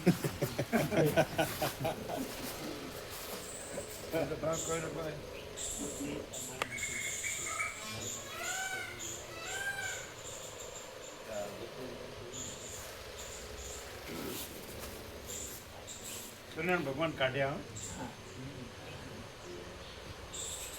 રાત્રે આવ્યા હતા. મેઘરાજા રાત્રે આવ્યા હતા. થોડા આવ્યા હતા રાત્રે. મેઘરાજા રાત્રે થોડા આવ્યા હતા. થોડા એટલે રાતના આવ્યા હતા. મેઘરાજા આવ્યા હતા. બહુ જોરથી નતા. આપણા પણ આવ્યા હતા. આવ્યા હતા ખાસા આવ્યા હતા. ખાસી વાર સુધી આવ્યા હતા. ખાસી વાર સુધી આવ્યા હતા. ઉષ્ણતા ધીમા ધીમા ધીમા ખાસી વાર સુધી આવ્યા હતા. ઓછા આવ્યો કે સારા આવ્યા? સારા આવ્યા. બહુ સરસ આવ્યા. બહુ સરસ આવ્યા. ઉષ્ણતા શીતળતા થઈ ગઈ. ઉષ્ણતાથી રાતના તે શીતળતા થઈ ગઈ. અને 1 વાગ્યાથી સાંભળ્યો એટલે કેવો લાગ્યો પ્રકાશ? બહુ દિવ્ય. કોઈ પણ ખબર પડે બહુ સત્ય. કોઈ પણ ખબર પડે. ખબર નથી ભગવાનનું નામ ના લીધે ખબર પડે. સત્ય સત્ય સત્ય પરમાત્મા છે, આત્મા છે.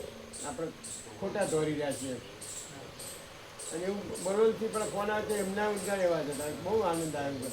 નવા નવા આવ્યા હતા માડીઓને બધા. એટલે શું કે ખૂબ આનંદ આવ્યો એમ.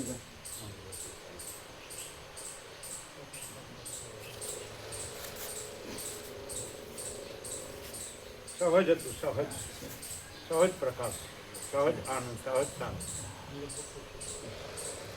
તમારે જૂની વાસણી જે આવ્યા હતા બાળકો? હા, આવ્યા ને? કાલે બહુ ઓછા હતા. હા, કાલે ઓછા, કાલે ઘણા ઓછા.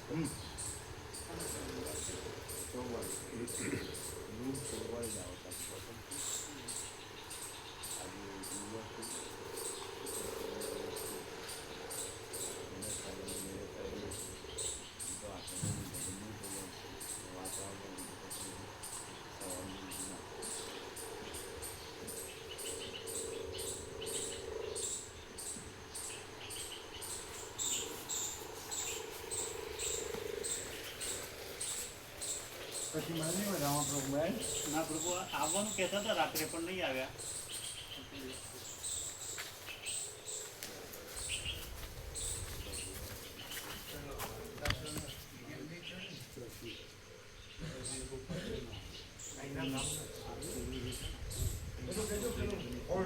હા કહીએ ગામડા બનાવતી નકલી પછી જેવું જેવું ન આવે ના એકદમ મજબૂત ટકાઉ સંતોષકારક જે મને વાત કરતા હોય બાળકોને જેવું ગાંધીજી સાહેબને તો ખબર છે.